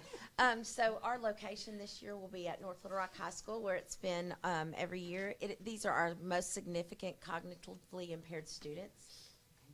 Click. We're going to go through that one too. I'm trying to give her a high-level overview for Ms. Stott. We are running the same days as regular summer school. This is the projected cost for ESY, and that comes out of the special education budget, and it is funded through part of our 6B grant. And there you go. There's Are there mine any in a questions? nutshell. Miss McLean? So your program is funded through some special monies. Correct. But the other summer school is from our regular operational budget, or? That do would we be have from the special federal ESSER funds that we have that we've been able to fund. Traditionally, there has not been a summer school program in North Little Rock, so we've been able to do that with the recovery funds. Okay, so we're doing the ESSER funds for that. It looks like there's about 100 kids per grade level is what about 20 at the schools, maybe 20, something like that. Seems like kind of an average there. So were y'all anticipating that number, or I know you said you've gone a little high with the numbers that We're you think. forecasting, so we're giving a forecast based on what the data shows, but we do have quite a few students with high attendance days. If we're not in school, we're not learning. So there's going to be a great focus on children that have not been in school for the amount of instructional days. The other thing I want to add to this that is very, very important, and that's why our current second graders that will be rising third graders, I want to overemphasize to our parents, under the LEARNS Act, next year in third grade, if you are not on grade level, you could be retained. So it's very important that this summer we take advantage of this. We catch our kids up. Next year, intervention schedule. I know we've got a lot in restructuring our block, but we'll talk about this more. But this is going to be a change in accountability. So that's why all their work that they've planned for this summer, we really want to get the word out to our parents to make sure that our students attend. So I'm assuming y'all are putting that word out to the parents then. We will be communicating after we speak with you. Yes. Okay, thank you. Thank you for that report. Looks like you've got it all under control. I don't know how staffing is going yet. If y'all started that, I guess that's coming, right? It's in progress, yes. Okay, Ms. Walker? And it's a great report. I'm happy to see it. I think we need it. I'm hoping we have families that utilize it. I really like the idea that we're utilizing the C tower and D tower over the high school. That's going to help consolidate, save money elsewhere. Also AC, heat, things of that nature, lighting and stuff. So I love that idea. So it's great. I'm happy. Thank you. Dr. Ritters? Great report. I'm glad that summer school is across the board at the same time this year, because last year it had to start on different days. Due to some professional development that was already planned, so agreed And for so families. I That's a good point. Pay attention. So I noticed that it's at the same time this year, so great report. Okay, well, that's what it seems like there were less days this year, but maybe the reason I thought there was more is because it started at different times last year. So it was the same amount of time last year? I think it was very similar. May have been a day or two different, but it was very similar. All right, thank you. Yes, ma'am. Ms. West? I love it. I love the kids in summer school. Great job. Okay, the only concern I have is because of the problems we had last year. Bus transportation. Some of the elementary kids didn't get to their building until 9 o'clock. Since you all are working as a team, it would behoove you to get with Ms. Coleman to thoroughly work together on the buses. No elementary children should be sitting up waiting on a bus, and it's all because of lack of communication, as well as you all have planned this. Ms. Coleman now needs to be the key focus that you all get together, because a board member does not need to hear that the mother is sitting up waiting on a bus to come because you did not communicate thoroughly with Ms. Coleman. We're a team now. Since we're a team, everything is going to be sharp and up to date. That's and our thank goal. you for a beautiful report. Thank you. All right. Thank you. Thank you, ladies. So, Appreciate your leadership. Wow. Madam President, members of our Board of Education, the last information item 11.4 is the draft, which is 3.6, the license tuition reimbursement. Turn it over to my colleague, Mr. Jacob Smith, Executive Director of, Take that off, number 4. no, that was the other one, this one. Mr. Smith. Thank you, Dr. Paluski, Madam President, members of the board. Thank you for having me. As Dr. Paluski alluded, 3.56 licensed tuition reimbursement is the subject matter at hand. So this was brought to the LPPC by members of the licensed staff. Basically, the main change is embedded in the first line, changing a 3-year requirement for licensed staff to earn tuition reimbursement under the policy to 1 year of service for them to qualify for tuition reimbursement under the policy.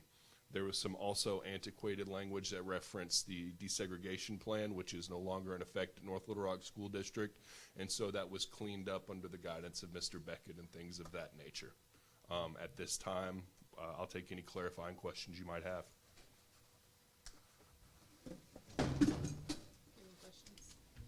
No, I don't have any questions. So just for clarity, our staff members, our employees work for us for 1 year, and then they can qualify for this while they're still working for us. Yes, ma'am. Yep.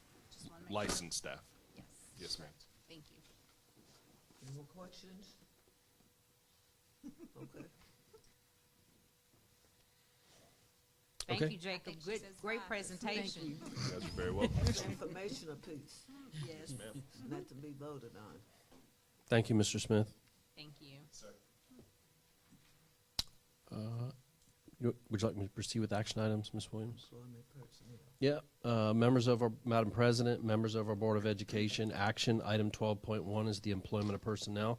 The superintendent recommends the employment of personnel as discussed in executive closed session. Madam Chair, Yes. I move that we approve the employment of personnel as discussed. Second. It's been moved and properly second that we accept the employment recommendation from the superintendent on employment of personnel. Those in favor say aye. Aye. Those opposed, none. The motion is carried. Thank you, Madam President, members of our Board of Education.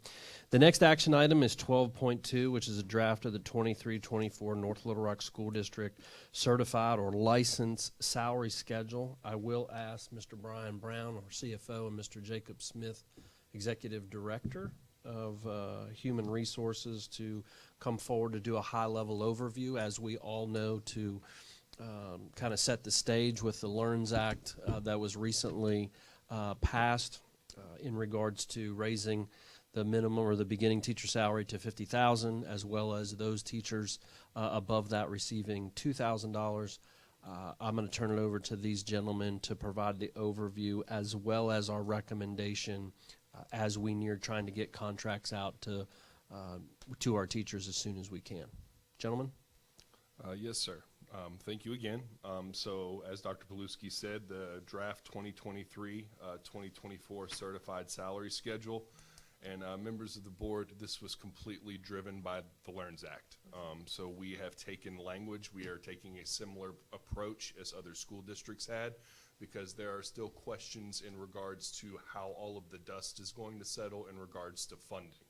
And so I think the easiest way for us to go through this would be to go through it line by line quickly, and if there are any questions, me and Mr. Brown will be more than happy to clarify those questions for you guys.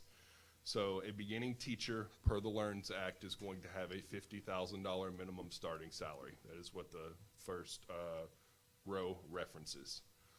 All individuals in the 2022-2023 fiscal year earning less than $48,000 on the certified salary schedule will again be bumped to $50,000 because of that minimum salary. Also embedded in the LEARNS Act is a mandatory raise of $2,000 increase from the salary of 2022-2023 for individuals making $48,000 or more on the certified side of the house. Then the next boxes kind of get into the nuances that individuals addressed based on their particular policies. So current certified employees receiving a master's degree, specialist, or doctorate degree, or earning hours to qualify for a lane change under our current salary schedule, and our policy allows for a backdating of that up until January 31st of the year we find ourselves in. And so that is the way the policy reads. That's what we adhere to. If that bump, so if someone went from a bachelor's to a doctorate and that was more than the $2,000 that's prescribed by LEARNS, we would award the individual the more. If it was a bump from, let's say, bachelor's to a bachelor's plus 12 and that was less than $2,000, we would still have to adhere to the law, but they would only receive the $2,000. It's not an and, it's an or. Got it. Okay? The other things are really for form and fashion. Any new certified employees to the North Little Rock School District, this is unique because everybody else will be frozen at their step but get the appropriate $2,000 as prescribed by the law. These individuals will not be funded through LEARNS because they do not have a historical salary through the North Little Rock School District. They will receive all of their steps. So let me say that again. If you're coming from another district and you have 10 years of experience, okay, you will receive all 10 years of experience on the 2022-2023 salary schedule, but you will not receive the $2,000 over the top. Everybody in North Little Rock with 10 years of experience, they will be on the frozen step from the previous year, but you will get the $2,000, which is more than the natural step. Got it. Okay? Yep. Stipends that are flat amounts, they will remain the same. Responsibility index values, that's all of our multiplication and everything we do associated with extended contracts, those will remain the same, and extended contract days will remain the same. So in essence, everybody's going to receive $50,000 at the minimum or a $2,000 raise, and the only real piece that is different for our current employees is if they receive some sort of degree or something like that that would work out to being more than $2,000. Come July 1, LEARNS enacts. This bottom paragraph basically sums up our thought process around why the salary schedule looks like this at this initial point. So we are meeting the requirements of LEARNS. There are many unknowns in regards to funding and the drafting of this schedule.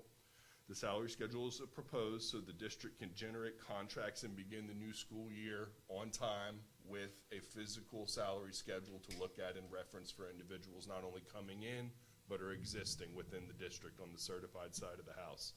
We're going to continue to work with the PPC to draft a future salary schedule after all state funding is known and more information is available. I think. If I could add, Mr. Please. Smith, Mr. Brown, would you please provide the board how much funding that we anticipate getting and how that can only be used in operating, and if you could speak a little bit about if we have folks that are in a Title I position, how that money is not, it can only go to, can you help explain that to our board and how much we're getting? Sure. So we're expecting to receive around $3.3 million to enact the salary requirements of the new LEARNS Act. That's anticipated because the Department of Education has not released that official commissioner's memo with the funding. They've not released that as an official document yet. We've seen unpublished, circulated calculations, and we've been in contact with them and know the anticipated amounts, but they've not made that official at this point. So we requested the calculation page for the district, and so there's two main buckets of salary that will be looked at for this funding. One is state and local. So if you look at your board reports, if the funds on there begin with a 1 or a 2, that's called state and local. If they begin with a 6 or an 8, that's federal. So the federal funded positions will not be funded. So anyone paid from a fund 6 or an 8 will not be funded in the Department of Education's dollars. So the $3.3 million will not cover anyone paid out of federal. It will cover only those paid out of local and state funds. The federal funds will have to, we are still required to meet the minimum salary requirements of the LEARNS Act, but the federal funds will have to pay that increase. And right now, we're hearing that there will not be an increase in allotment of federal funds to meet that, so we've got to take our current budget and make that work with next year's salaries. So just to, that's sort of what where we're at. We have an unofficial amount that we're expecting from ADE, and then we know that it can be applied only to the state and local side. We have to pick up the federal side out of federal funding. And so those are the parameters that we're presenting this with you tonight. So what this presentation proposes that we pass on all the dollars that we're anticipated to receive for licensed employees that are paid out of Fund 1 and 2 to those licensed employees. And just to clarify, Mr. Brown, therefore this proposal meets the minimum requirements of the LEARNS Act with the teacher salaries. Yes, as under our current understanding, the ADE, they're still developing rules concerning the LEARNS Act, but we have we've been in discussions with other districts, multiple districts, about the interpretation of the LEARNS Act and how they're planning to implement that. And this is the consensus of all the districts that what we're doing will meet that LEARNS Act. And I believe our attorney, Mr. Beckett, has been involved in it as well. He believes that what we're proposing meets those minimum requirements. Yes, sir, Mr. Smith. I'd just like to clarify one more thing as well. There are other districts that have passed fiscal salary schedules. You actually see with the grids, the box, the steps. Under our salary schedule, because our administrators and everybody are paid off the same one, if we did something to that effect, administrators and individuals on extended contracts would get more than a $2,000 raise. Under this is everybody being treated the same based on what we know right now. It's $2,000 no matter what your contract, no matter what your position is, equality across the board. And that was very important based on the funding we were receiving and how we were receiving it. This is the bare minimum you can do. And I will say that. So ADE is funding $2,000 for people that are making, for licensed employees that are making over the $50,000. They are funding $2,000 for the enactment of the LEARNS salary. So they did not recognize extended contracts or index multipliers associated with position increments, position responsibility. So it was a flat 2,000 for all. So that's our proposal, is that what we pass on to employees equals what ADE is providing, which is that flat $2,000. Good questions. I like the approach. It's a conservative approach that gets the job done until we have more information to go on, and it looks like you've followed the law to do this, and that's exactly what we need to be doing. So, thank you. Okay, few things. Do we apply to receive the money? They're going to send us the check automatically. Have we received the check? Yeah, I didn't think so. I'm just, so I see what we have to do. I understand. I get it. Big picture, 3.3 million. Y'all, let me take a moment here. So with that being said, we're doing what the law is asking of us with money that we have not received yet from DESE. Okay. I just needed to put that out in the atmosphere. Okay. I'm hoping the check comes this week. Okay. Okay. Makes me nervous. Approximately, how many teachers are not at the 50,000 already? Approximately about 190. Okay. Also, just for, since we're on the air, just as a reminder that the 3.3 million, that's what because of the LEARNS Act and the law, it has to go to certified staff. Yes, ma'am. Just wanted to reemphasize that. Good job. We're not just saying we want to just give the certified staff money. We are going by what the law says, and it says certified staff only. But I said that. So this question will come to Dr. Paluski. What are we going to do about our classified? Yeah, thank you for bringing that up. I think we've talked about this many times as a board, and I believe we're all on the same page. We would like to recommend something for classified as well. There's nothing in the law that addresses classified. That really comes from us. So Mr. Brown and his staff, because of the urgency of this, because of the law to get contracts out, we want to work with CPPC. We want to see what their proposal is. We'd like to bring something to the board by the end of May in doing something for all of our classified employees. They deserve so much more than what they're getting. And I know that we're all advocates of making sure the classified continues to receive a raise as well, whatever that might look like. So we'll continue to work with them and try to bring you back a proposal by next month. Thank you. Okay. I'm assuming you've already kind of run the numbers on this, so how much are you expecting it's going to cost us? 3.3 million. That's the cost even with the federal and everything? No. I'm talking about the total cost. Well, it'll be probably 3.7 million is what we're calculating. So there's going to be a cost to the district there out of the federal funding that we'll have to look at our budgets and decide how we're going to fund that. Okay, and then didn't we approve a pay raise for this year? I mean, I guess the pay raise We that we did. had approved, that's We did. null and void? I mean, how does that work? So we did pass one that came into effect this year, but that is what the numbers will be based off for the funding of the LEARNs for next fiscal year.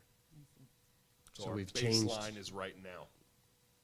So if one is like at 49, then they just get that $1,000 bump up to 50. They would be at 51 Oh, it would because be- so everybody $2,000 got is it. required. Okay, yeah. So 48 is your threshold Okay, gotcha. because you're required to be at a minimum 50 or get $2,000, whichever one. So that covers what we were saying we were going to do, because it was two, wasn't it? Or was it? Yes, ma'am. Two is required by law.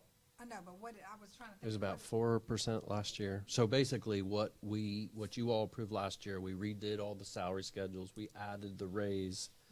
That is what is now being frozen. Okay, And that, okay, so we've made that change. Now we're freezing what you all approved and then adjusting it based upon there. the Gotcha. funding. Okay. So our starting teacher salary was changed this past year to $37,750, but the law now changes that $37,750 to $50. Yes. Okay, all right. Ms. West. I understand. I was gonna get it. I understand it. I'm good. Oh, okay. Other thing was confusing me at first, Mr. Brown, when I thought about when you said schedules, I was looking for B and BA 15 like this. But this is really just components of the schedule that will be implemented, because I know some people say, well, Ms. Williams, who get it? And I'm glad that Mr. Jacob, that you did come across, and what I really needed to know is when we get to schedule, how we will actually see this salary. That's what's going to really help us whenever it's time. And how long will that be?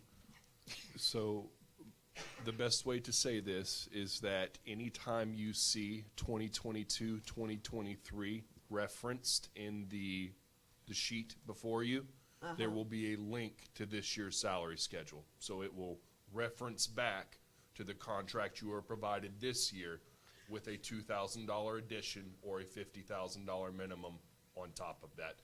And I understand exactly what you're asking, Ms. Williams. HR is just going to have to walk individuals through that lack an understanding from the way it is presented, because this is different than what we've ever had to do before. Right. And so we will That's be. why I was saying I was looking then as a component, because people, when they said schedule, you know, they thought they was gonna see and know where their salaries were. That was all. Yes, ma'am. We are prepared to field the questions in a kind and supportive way from my Okay, department. when will this take place though, Dr. Brown? The schedules. When will we see schedules as a board? How long would the process be? Well, we will develop contracts to go out by the end of, by the beginning of May, so we can Okay. get those back by the end of school.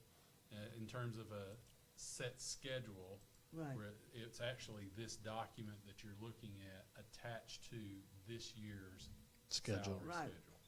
So that's what our schedule, this year, the 23-24 schedule will look much different than it has in the past. They'll be referencing this document that you're approving tonight attached onto To the current. the 22-23 salary schedule. I guess people are just excited to say people been in the ditch for 15 years and they want to see that. And I will share this with you. The guidance that Ms. Edwards and I attended a training 2 weeks ago that was sponsored by AAEA, and they had a couple of speakers there from the Department of Education. And the move is to get away, the move and is to get away from the traditional salary schedule of lanes and steps. And they will have they're generating their guidance, and they'll get that out to us, but the Department of Ed says the guidance going forward will be to think differently when it comes to salary schedules. So I don't know what the guidance will be from ADE. I don't know what will be required or asked of us, but it's sounds like there's a good chance that salary schedules may look different in the future. Oh, thank you for that information. I'm Yes, glad ma'am. I asked. Yes, ma'am. Since they think the change gonna come. Yes, ma'am. Could I ask, Okay, at this time we need, could I I'm ask sorry, one more yes. thing?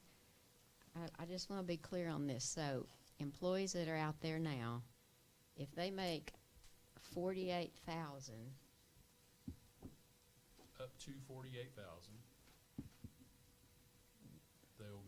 they will make a minimum of 50. right, and if they make 48 01. or 01 or above, if they look at their contract that they have right now for the year 22-23, they can just add $2,000 to that, Correct. and that would be their salary for 23-24. Correct. okay. Madam Chair, I move that we approve the 23-24 North Large School District Certified Salary Schedule. Second. Been moved and properly seconded, we accept the recommendation of the superintendent for the draft 23-24 for certified salaries. Those in favor say aye. Aye. Those opposed? None. The motion is carried. Thank you. Thank you, Dr. gentlemen. Paluska? Yes, ma'am. Madam President, the next action item is 12.3, the 2023-2024 restructuring of the ALE, Virtual Academy and Credit Recovery that was presented at the last workshop. Yes. May I have a Madam motion, Chair, please? I move that we approve the 2023-2024 restructuring of the ALE, Virtual Academy, and Credit Recovery. Second. It has been moved and properly second that we accept the reconstruction of the ALE Virtual Academy and Credit Recovery. Those in favor say aye. Aye. Opposed? The motion is carried. Thank you, Madam President, members of our Board of Education. Action item 12.4 is the Octagon Building. This is the Genesis Datacom wiring. As you know, that we've acquired that building from the city. We are in the process of trying to make it usable with the anticipation of a summer special services move-in date.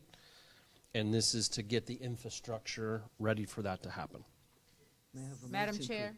Yes. Oh, were you about to ask a question? Go ahead, we can make the motion, then I'll ask. Go ahead. Okay.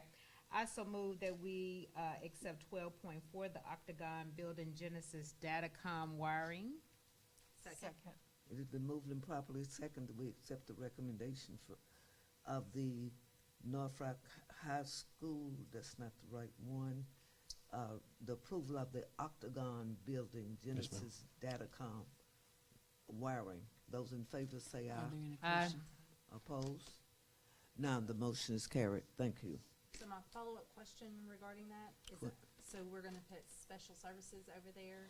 Yes. Have we come up with anything for, our homeless liaison, Bonnie Riggins? I'm working on it. Okay, It's a, just kinda curious on we that. have, as I've told you, to looking at, well, first of all, Dr. Stoll's department is the largest department over there. So And that they'll was, all fit in the octagon? yes. Okay. And we might be able to add some other offices over there. That's a priority because they're the largest. We've displaced the technology.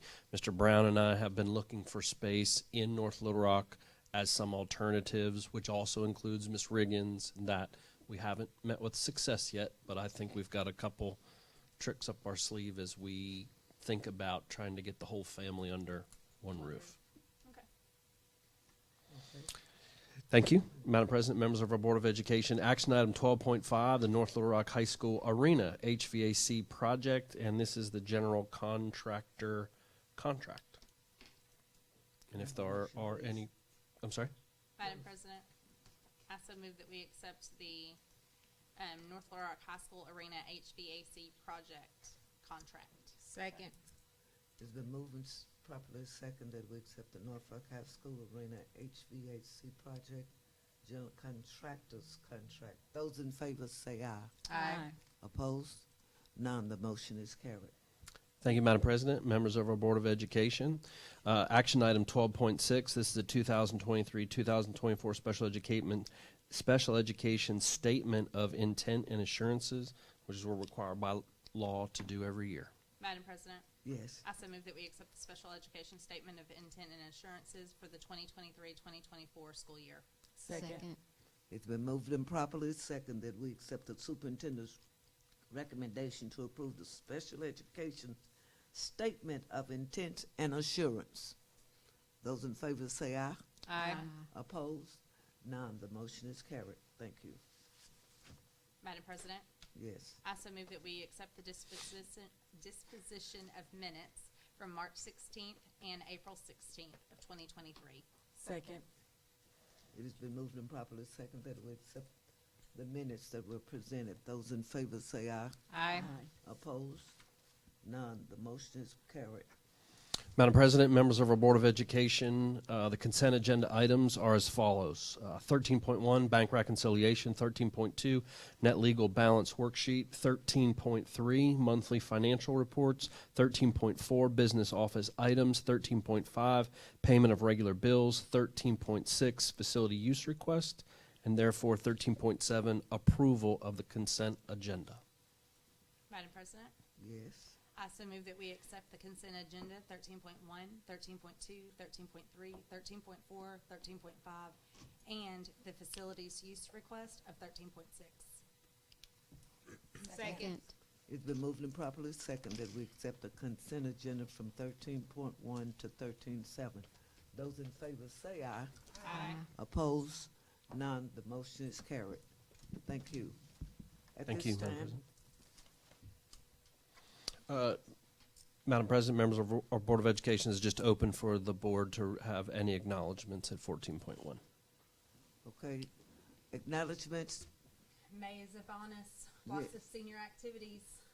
Graduation will be around the corner. Our babies are walking across the stage. Okay. Acknowledge. Okay, Ms. McLean. I just want to salute the North Little Rock community and our school district, all of the different organizations that have come out to pull together. They say when the going gets tough, the tough get going, and we've had a lot of tough get going to help all the people that are in need in this remains of this tornado. So I just want to say that out to the schools and the community. Okay, what about you, Dr. Reddish? You got acknowledgements? We're down to the wire here. We only have about 30+ days or so. Continue to conquer, go for it. Keep doing the job that you're doing. I love the consistency tonight of team players. Can we ladies just acknowledge the team players? Yeah. Because the super women that we heard from the SPED, I mean, y'all know what I'm saying. Hear, hear for team players. Yes. Hear, hear. Okay, Ms. Temple. Well, I want to thank you, Brian Brown and Jacob Smith, for doing this work on the LEARNS Act. I know that's a lot. I appreciate it. I just want to say thank you for, of course, our wonderful community as far as different restaurants that have stepped into the communities and helped out, and for just community organizations being there for people that needed them. And, you know, everybody's having to be patient through a lot, and together we'll get through it. Start singing We Are Family. I just want to say thank you first for the staff for while we were in Tampa, Florida, and under the leadership of Dr. Hooper, and all of you all fell in and fixed things for the students and the teachers. I want to thank you. You know, you did a phenomenal job, leaders and administrators. I can't say enough about you. And then I want to thank the 9 students who are going to governor schools from the high school. And then I want to thank the boys and girls state delegations that was elected to go to the state delegation, where they will learn about parliamentary procedures. Then we are very proud, North Rock, that Militia Griffin of the campus of COE under Miss Wisner, she is a state finalist for the Presidential Award for Excellence in Math, Science, and Teaching. That is phenomenal. And again, this is talking about what? The North Little Rock School District. And she's a finalist with 7 other people in the United States. Now, she's bad. Okay. So anyway, and we want to thank you all for your support and knowing your job and doing your job. And if somebody would now have that, Madam Dr. Chair. Pulaski, would you like to have your last moments of acknowledgments, please? Yes, ma'am, I always would. Okay, go ahead. I want to thank our community again. I've done that. I really want to thank our school leaders, our teachers, our paras, our bus drivers, our human service workers, everybody, food nutrition. I could go on and on. I want to thank all of our employees. It's been a tough few weeks to get through this devastating disaster that has happened.